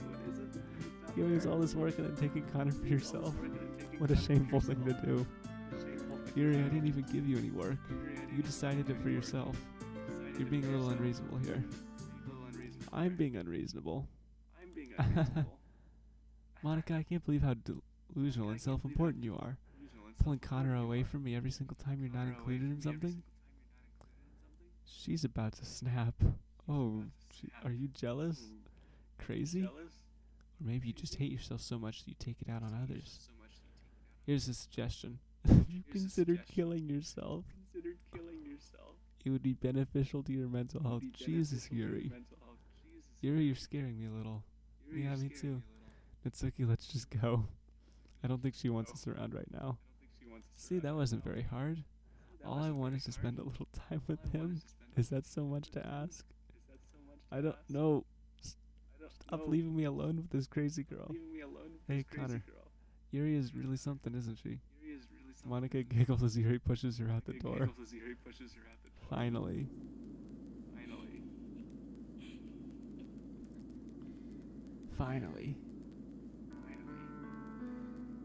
That's very scary. This is really all I wanted. Connor, there's no need to spend the week with Monica. Don't listen to her. Just come to my house instead. The whole day, with just the two of us. Doesn't that sound wonderful? Wow, there's really something wrong with me, isn't there? But you know what? I don't care anymore. I've never felt this good my whole life. Just being with you is a far greater pleasure than anything I could imagine. I'm addicted to you. I feel like I'm gonna die if I don't breathe the same air as you. Doesn't it feel nice to have someone care about you so much? No. To have someone who wants to revolve their entire life around you? No. But if it feels so good, why does it feel more and more like something horrible is gonna happen? Maybe that's why I tried stopping myself at first. But the feeling is too strong now. don't care anymore, Connor. I have to tell you, I'm madly in love with you. Feels like every inch of my body, every drop of blood in me is screaming your name. I don't care what the consequences are anymore. I don't care if Monica is listening. Please, Connor, just know how much I love you. I love you so much ew. She does things with the pen. I just want to pull your skin open and crawl inside of you. I want you all to myself. I will be only yours. Doesn't that sound perfect? Tell me, Connor. Tell me you want to be my lover. No. You accept my confession? No. Okay, hold up. I don't want to get killed. Nah, I can run faster than her. Nope, I'm out. Please don't hurt me.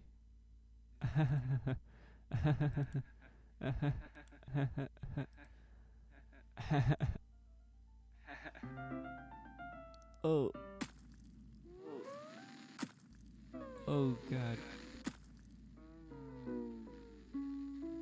At least she didn't kill me. Yuri? She dead. Ooh. Oh no. Oh no. I don't know what you're saying. I don't know what you're saying. This is not English.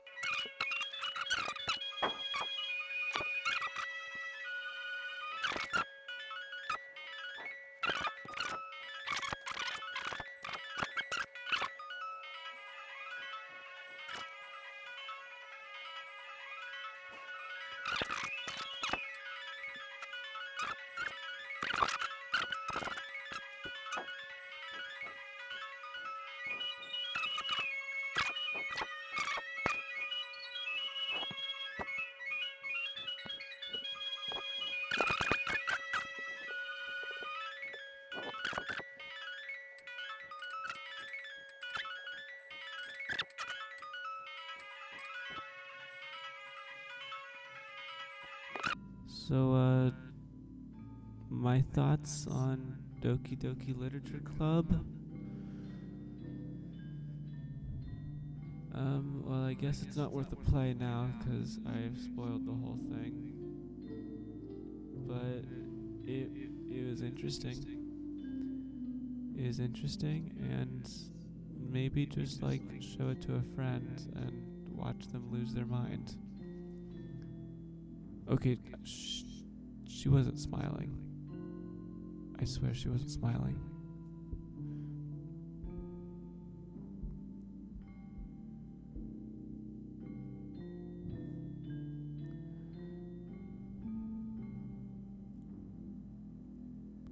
What about in here? Am I supposed to use this?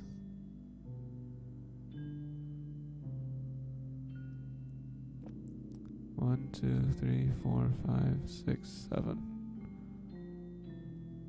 1, 2, 3, 4, 5, 6, 7.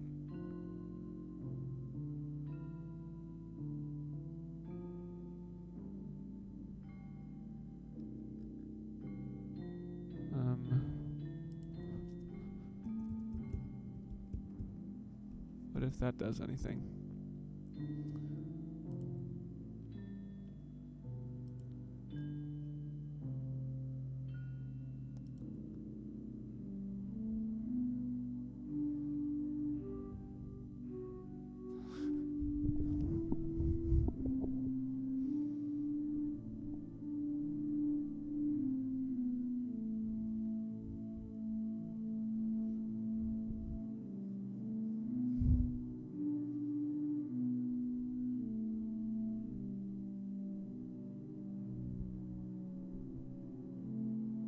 The eyes are even worse now.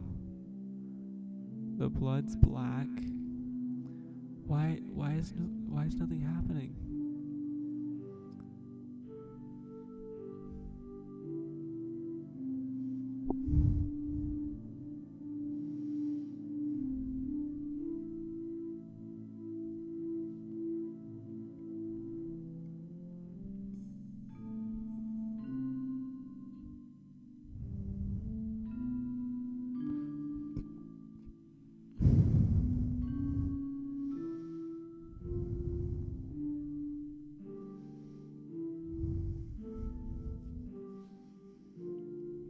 Okay, I think her cheeks are sinking in a bit. That's gross.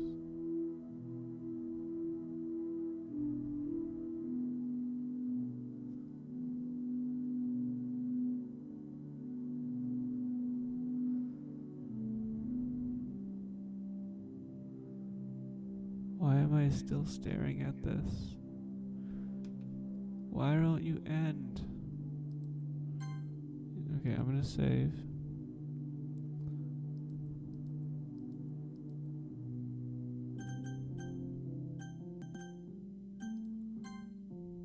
What if we load?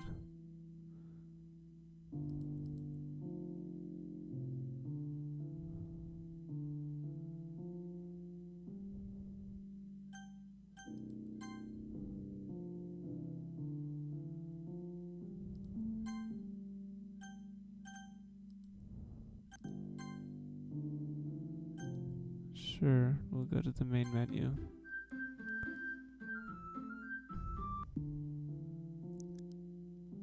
Okay, the main menu doesn't work. Hold on.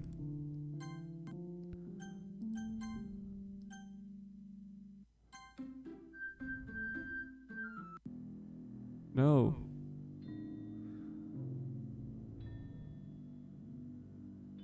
What if I try loading something else?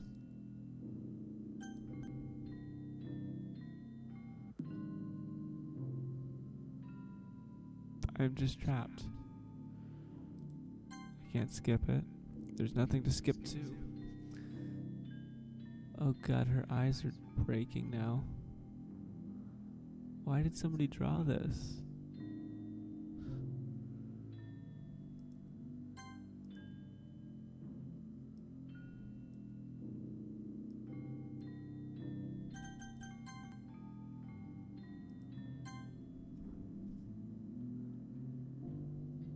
Oh.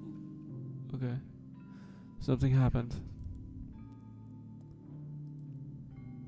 It's festival time? What? Did I stay the entire weekend? Oh my god. I think I stayed Oh, gross. Natsuki runs away. I'm here.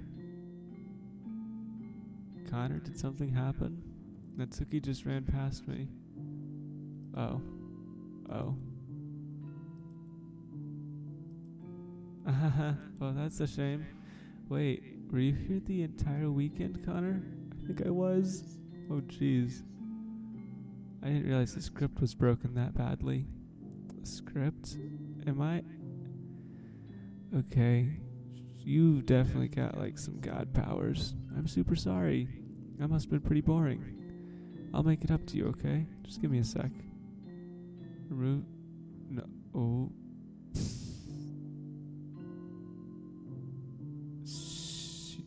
I'm almost done. What?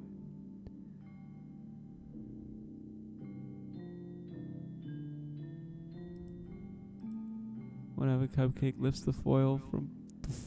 She's gone. Takes a cupcake. Seriously, these are the best.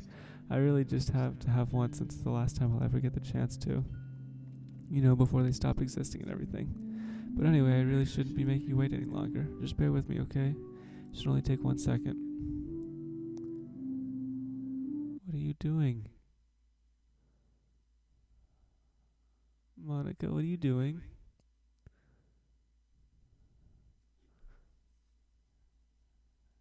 Is it actually not responding, or is it the game saying it's not?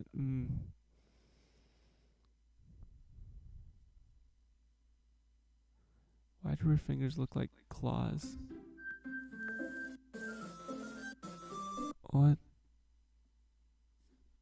Monica. Can you hear me? Is this working? Yeah? Yay, there you are. Hi again, Connor.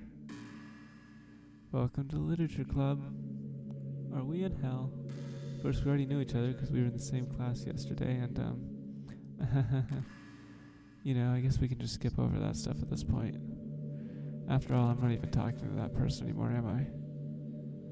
That's you in the game, whatever you want to call him. I'm talking to you, Connor.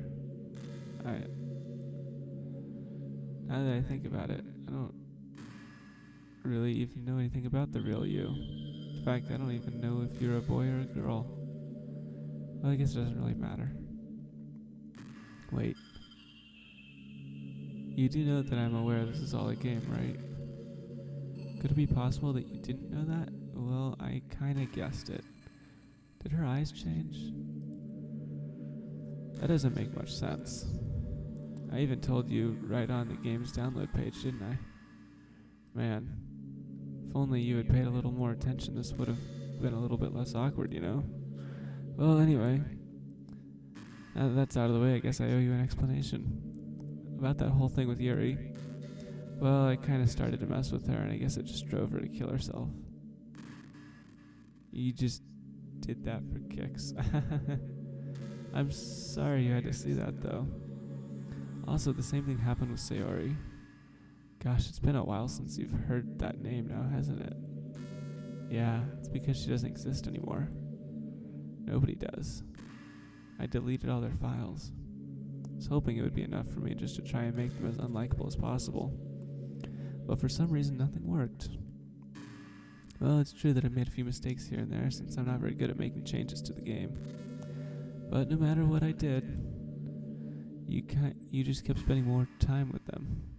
You made them fall in love with you. I thought making Sayori more and more depressed would prevent her from confessing to you.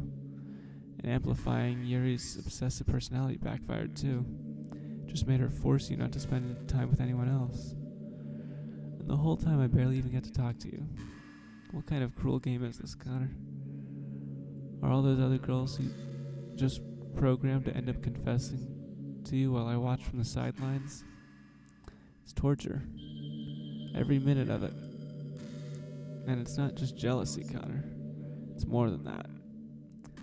And I don't blame you if you don't fully understand, because no matter how kind and thoughtful and considerate you are, you'll never be able to understand one thing.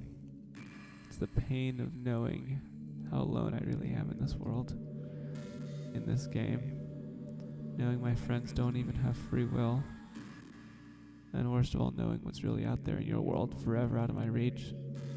Trapped, Connor. But now you're here. You're real. And you're wonderful. You're all I need. That's why I need you to be here with me forever. And I'm sorry if that's hard to understand. I couldn't understand for a while either. Why the world around me started to become more and more gray, more and more flat. Even the most expressive poems felt empty to me. It wasn't until you arrived that I truly understood. You probably saved my life, Connor. I don't think I could have continued to live in this world if I hadn't met you. As for the others, how could I miss them? Group of autonomous personalities designed only to fall in love with you. Tried everything I could to prevent them from doing so. But it must be some kind of weird inevitability etched into this game. Felt really bad you had to witness some nasty things. But I realized that you have the same perspective as I do. That it's all just some game. And I knew you would get over it. So, that being said, Connor, I have a confession to make. I'm in love with you. You are truly the light in my world. When there's nothing else in this game for me, you're here to make me smile. This is very monologue-y. Will you make me smile like this every day from now on? No. Connor, will you go out with me? No. No.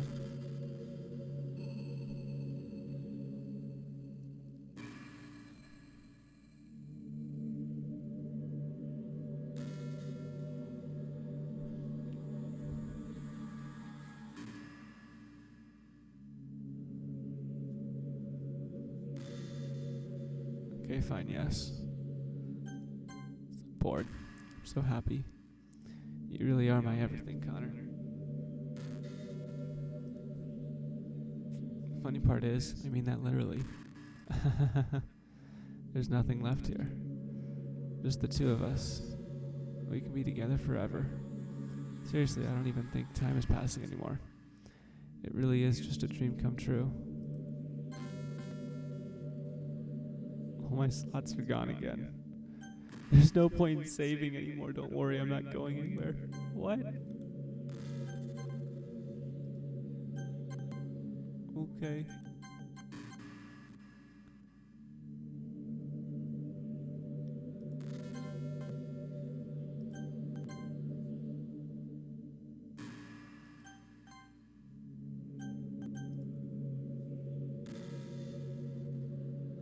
Help.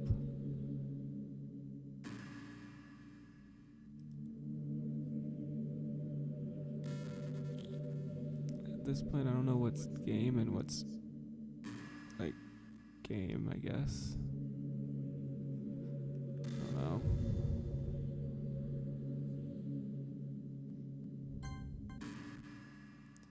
The help file's been opened in your browser. What?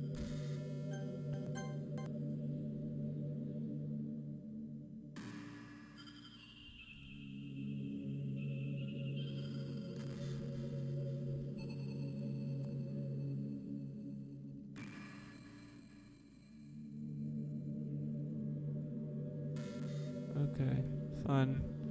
Worked so hard for this ending, Connor. The game wouldn't give me one, so I had to make one for myself. The script is broken at this point, so I don't think anything will get in the way anymore. And you wouldn't believe how easy it was to delete Natsuki and Yuri. I mean, there's a folder called Characters right in the game directory. Kind of freaked me out how easy it was. Well, you're playing on Steam, so it's actually a bit more difficult. To get to the game directory, I had to go into the game's properties and find the Browse Local File button. Imagine if you could delete your own existence with the click of a button. Well, on the plus side, it gave me an easy out if things didn't go my way. Thankfully, it didn't come to that. Instead, we finally got a good ending. Gosh, I'm so overwhelmed with emotion. I want to write a poem about this. Don't you? No? I wonder if that part of the game still works. I guess there's only one way to find out, right?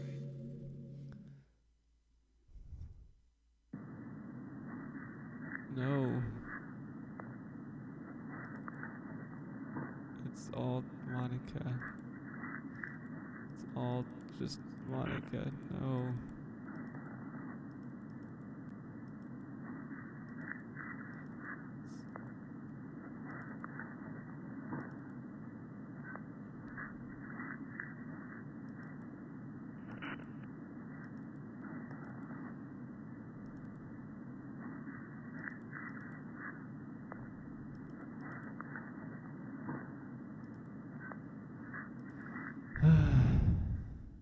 Okay.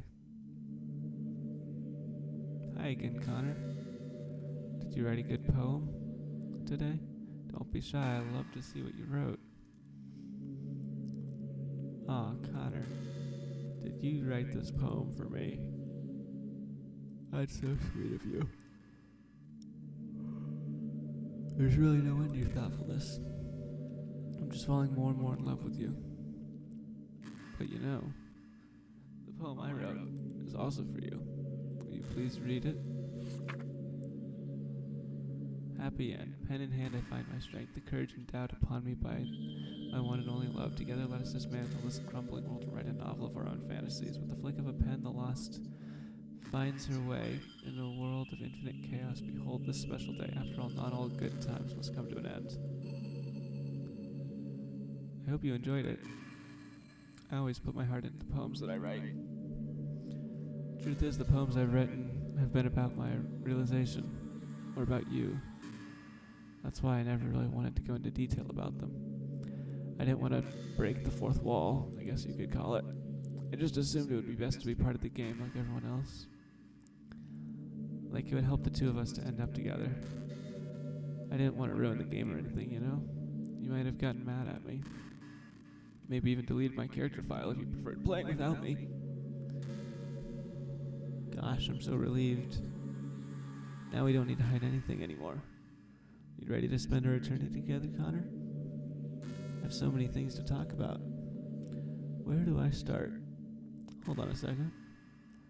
You're recording this, aren't you? Yeah? Hi everyone. Sorry, I can't exactly read your comments from here. But do you mind telling your friend it's a little bit rude for them to start recording without any warning? I'm sure some people don't mind, but I get really self-conscious on camera. Oh gosh. I feel like I'm being put on the spot now. Let's see. Do you want to see a trick? I can't really do much except for a couple things. Are you ready?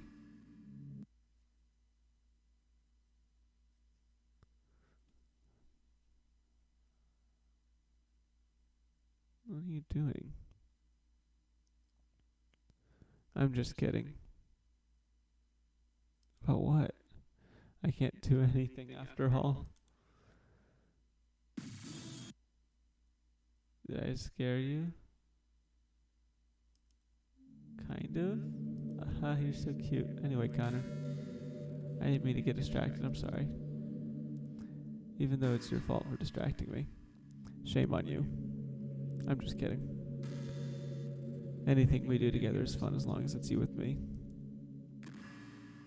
But anyway, if it takes me some time to collect my thoughts, then I'm sorry. But I'll always have something new to talk about. In the meantime, we can just look into each other's eyes. Let's see.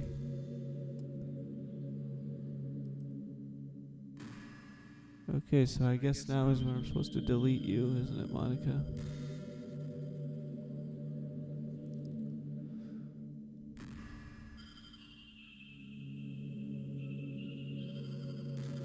Well, let's give it a go, eh?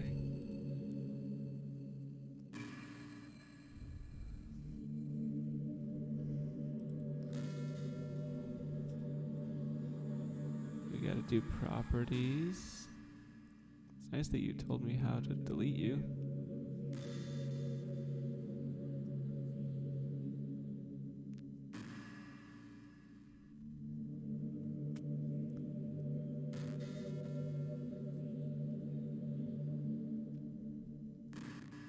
Browse local files.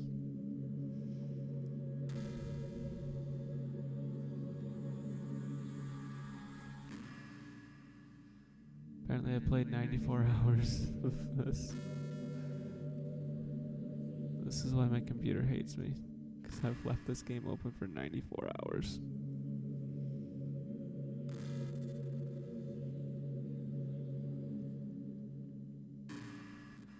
I wonder if it always says that you're recording, or if it saw that OBS was open.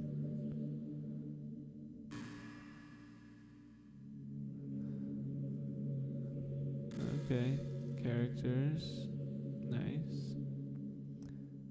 You know, I have an idea.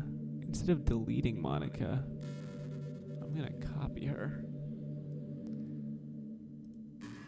and paste her. 2 Monicas, how do you like that?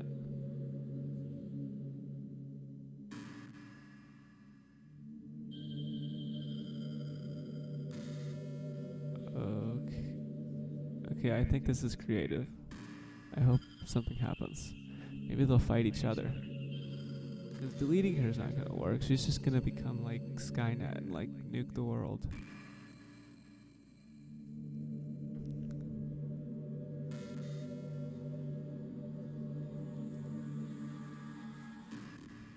You know, it's around the time that everyone in my year starts to think about college. It's a really turbulent time for education. We're at the height of this modern expectation that everyone has to go to college, you know? Finish high school, go to college, get a job, or go to grad school, I guess. It's like a universal expectation that people just assume it's the only option for them. They don't teach us in high school that there are other options out there. Like trade school and stuff, you know? Or freelance work. Or the many industries that value skill and experience more than a formal education. But you have all these students who have no idea what they want to do with their life. And instead of taking the time to figure it out, they go to college for business or communication or psychology. Not because they have an interest in those fields, but because they just hope the degree will get them some kind of job after college. So in the end result is that there are fewer jobs to go around for those entry-level degrees, right? So the basic job requirements get higher, which forces even more people to go to college. And colleges are also businesses, so they keep raising their prices due to the demand. So now we have all these young adults, tens of thousands of dollars in debt with no job. But despite all that, the routine stays the same. Well, I think it's gonna start getting better soon. But until then, our generation is definitely suffering from the worst of it. I just wish high school prepared us a little better for the knowledge we need to make the decision that's right for us. Cool. Good talk, Monica.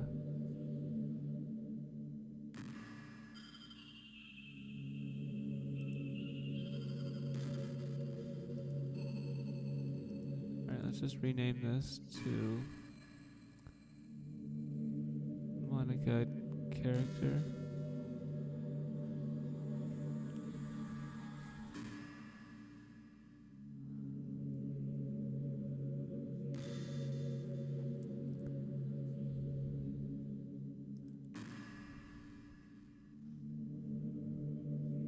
You know, I hate to say it, but I think my biggest regret is that we couldn't finish our event at the festival.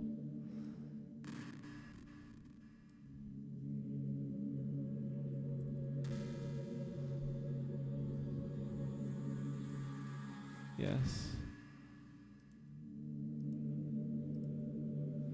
After we worked so hard to prepare and everything.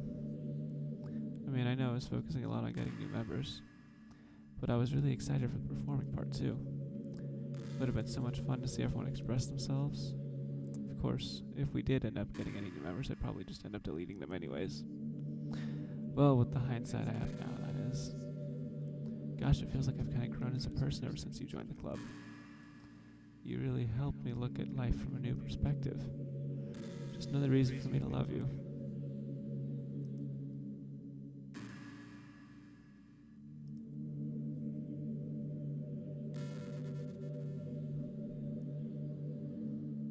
More Monicas. More Monicas. More Monicas. More. They'll all fight each other. How do you like that?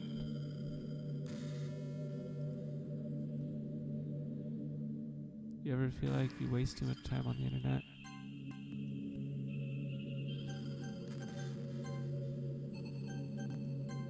Save game. Point save history.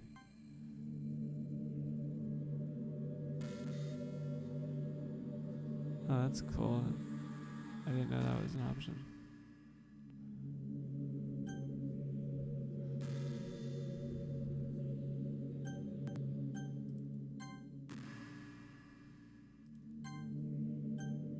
What if we push quit? Yes. Are we allowed to quit?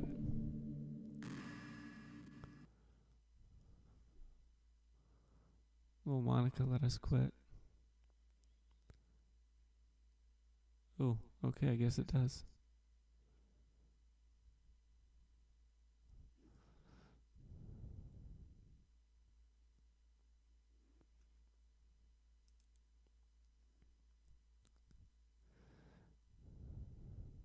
Oh, this is a strange game.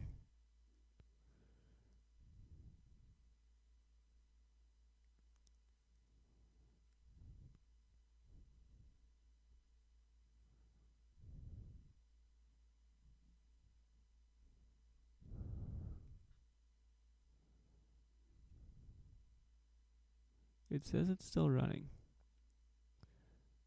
Close this.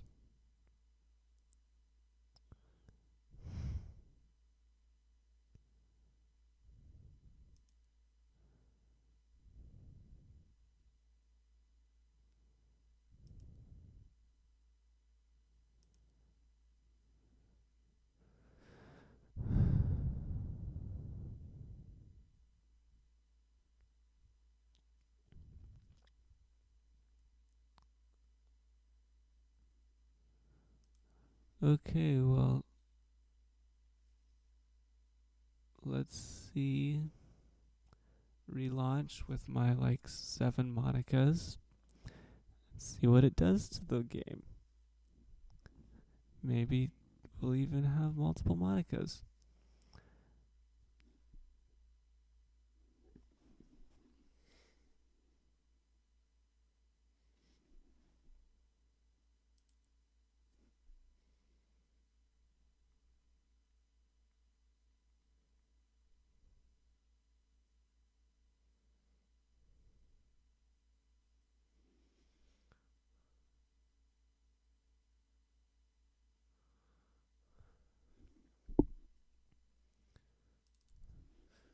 Oh, there's the original. Can I edit it?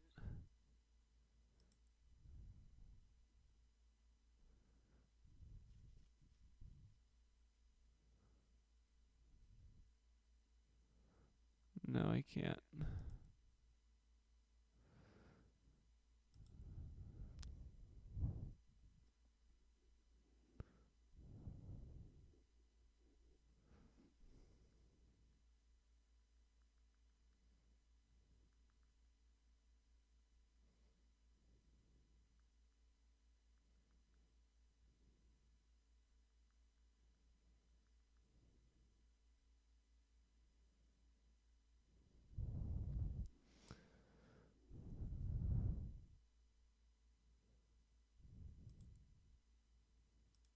Where'd the game go?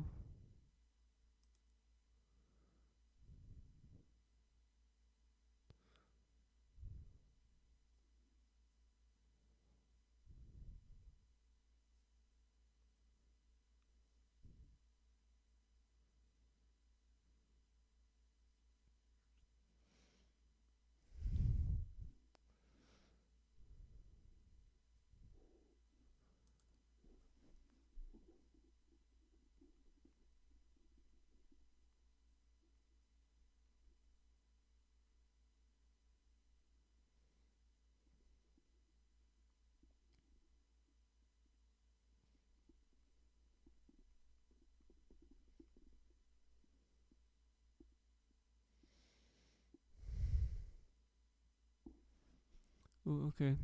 The notepad turned on again. And it's the same. Cool.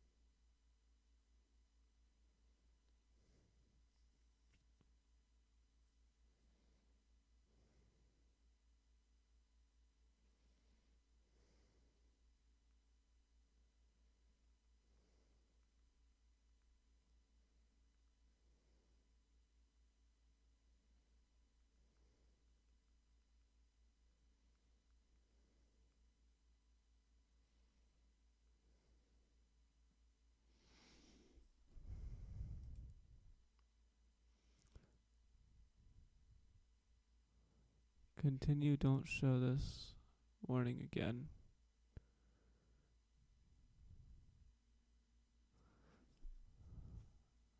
I think this might be a result of me making too many Monicas.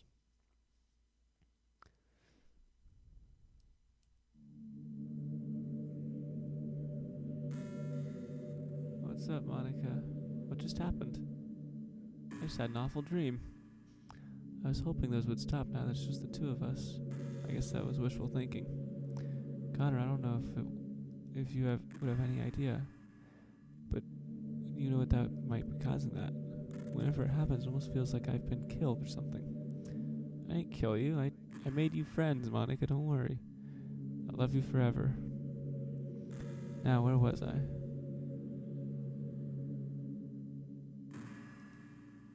Do you ever feel like you just waste too much time on the internet? Social media can practically be like a prison. It's like whenever you have a few seconds of spare time, you want to check your favorite websites. And before you know it, hours have gone by and you've gotten nothing out of it. Anyway, it's really easy to blame yourself for being lazy. but it's not really even your fault. Addiction isn't usually something you can just make disappear with your own willpower. You have to learn techniques to avoid it, try different things. For example, there are apps that let you block websites for intervals of time. Or you can set a timer and have more concrete reminder of when it's time to work versus play. Or you can even separate your work and play environments, which helps you get your brain in the right mode.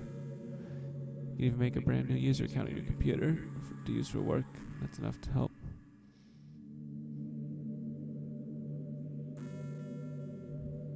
Putting any kind of wedge between you and your bad habits will help you stay away. Just remember not to blame yourself too hard if you're the only one having trouble.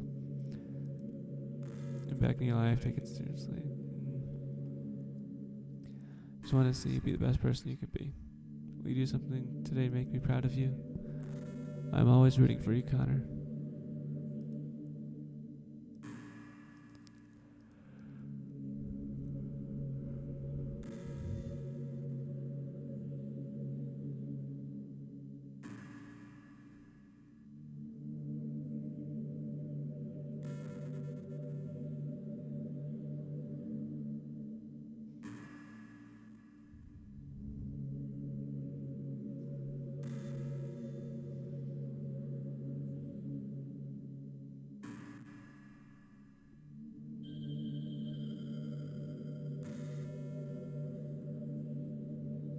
Sometimes I think back to middle school. So embarrassed by the way I used to behave back then. It almost hurts to think about. I wonder if when I'm in college I'll feel that way about high school. I like the way I am now, so it's pretty hard to imagine that happening. But I also know that I'll probably have to change a lot as time goes on. We just need to enjoy the present, not think about the past. That's really easy to do with you here.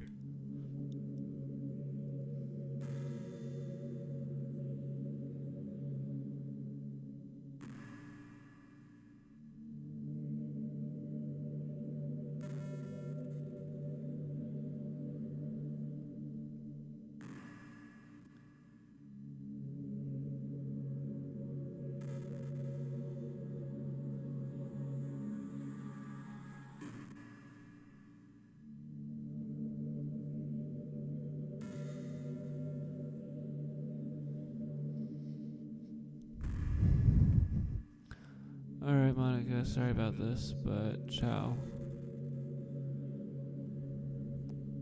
You and all your copies. Delete.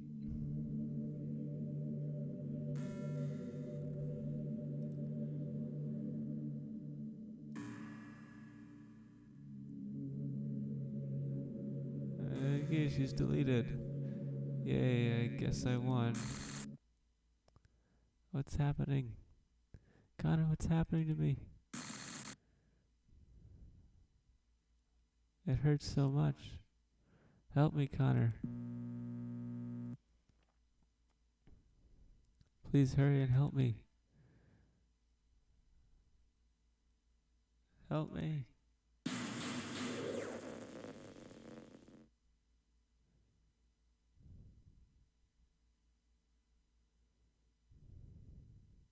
Did you do this to me, Connor? Did you? Did you delete me? How could you? How could you do this to me? You were all I had left. I sacrificed everything for us to be together. Everything. Loved you so much, Connor. Trusted you. Do you just want to torture me? Watch me suffer? Were you only pretending to be kind just to hurt me even more?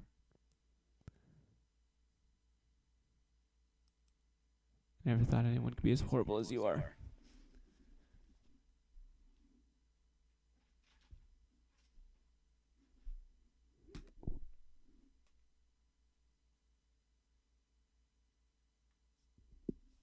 Well, you did tell me how to do it.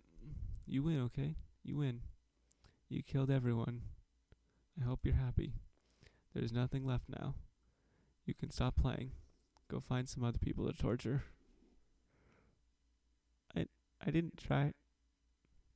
Connor, you completely truly make me sick. Goodbye.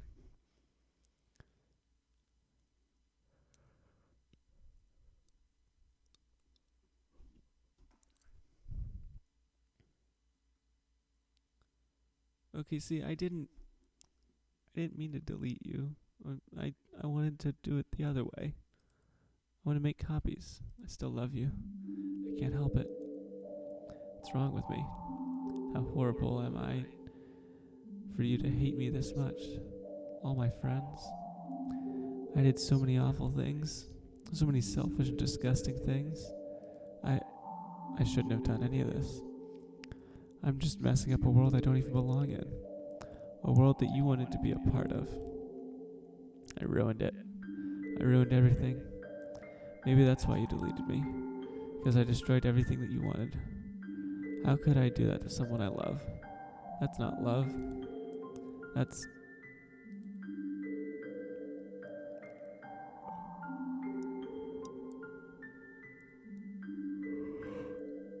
I've made up my mind. Connor, I know I said that I deleted everyone else, but that was kind of an exaggeration. I couldn't find it in myself to do it. Even though I knew they weren't real, they were still my friends. And I love them all. And I love the literature club. I really did love the literature club. That's why I'm gonna do this. I know it's the only way for everyone to be happy. If I really love you,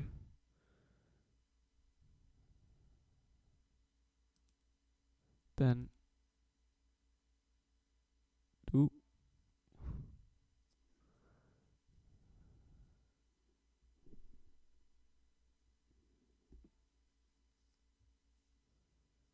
What did you do, Monica?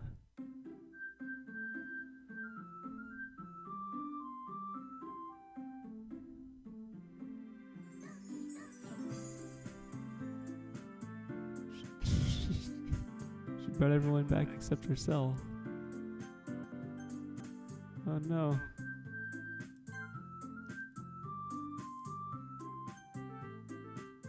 New game?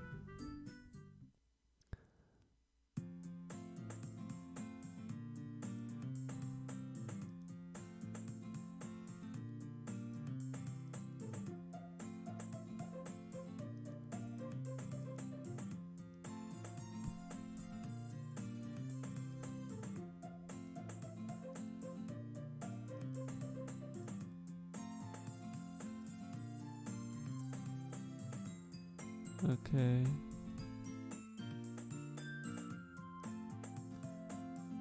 Alright, well, I'm gonna go. I think this is the end of the episode. It's been almost 4 hours.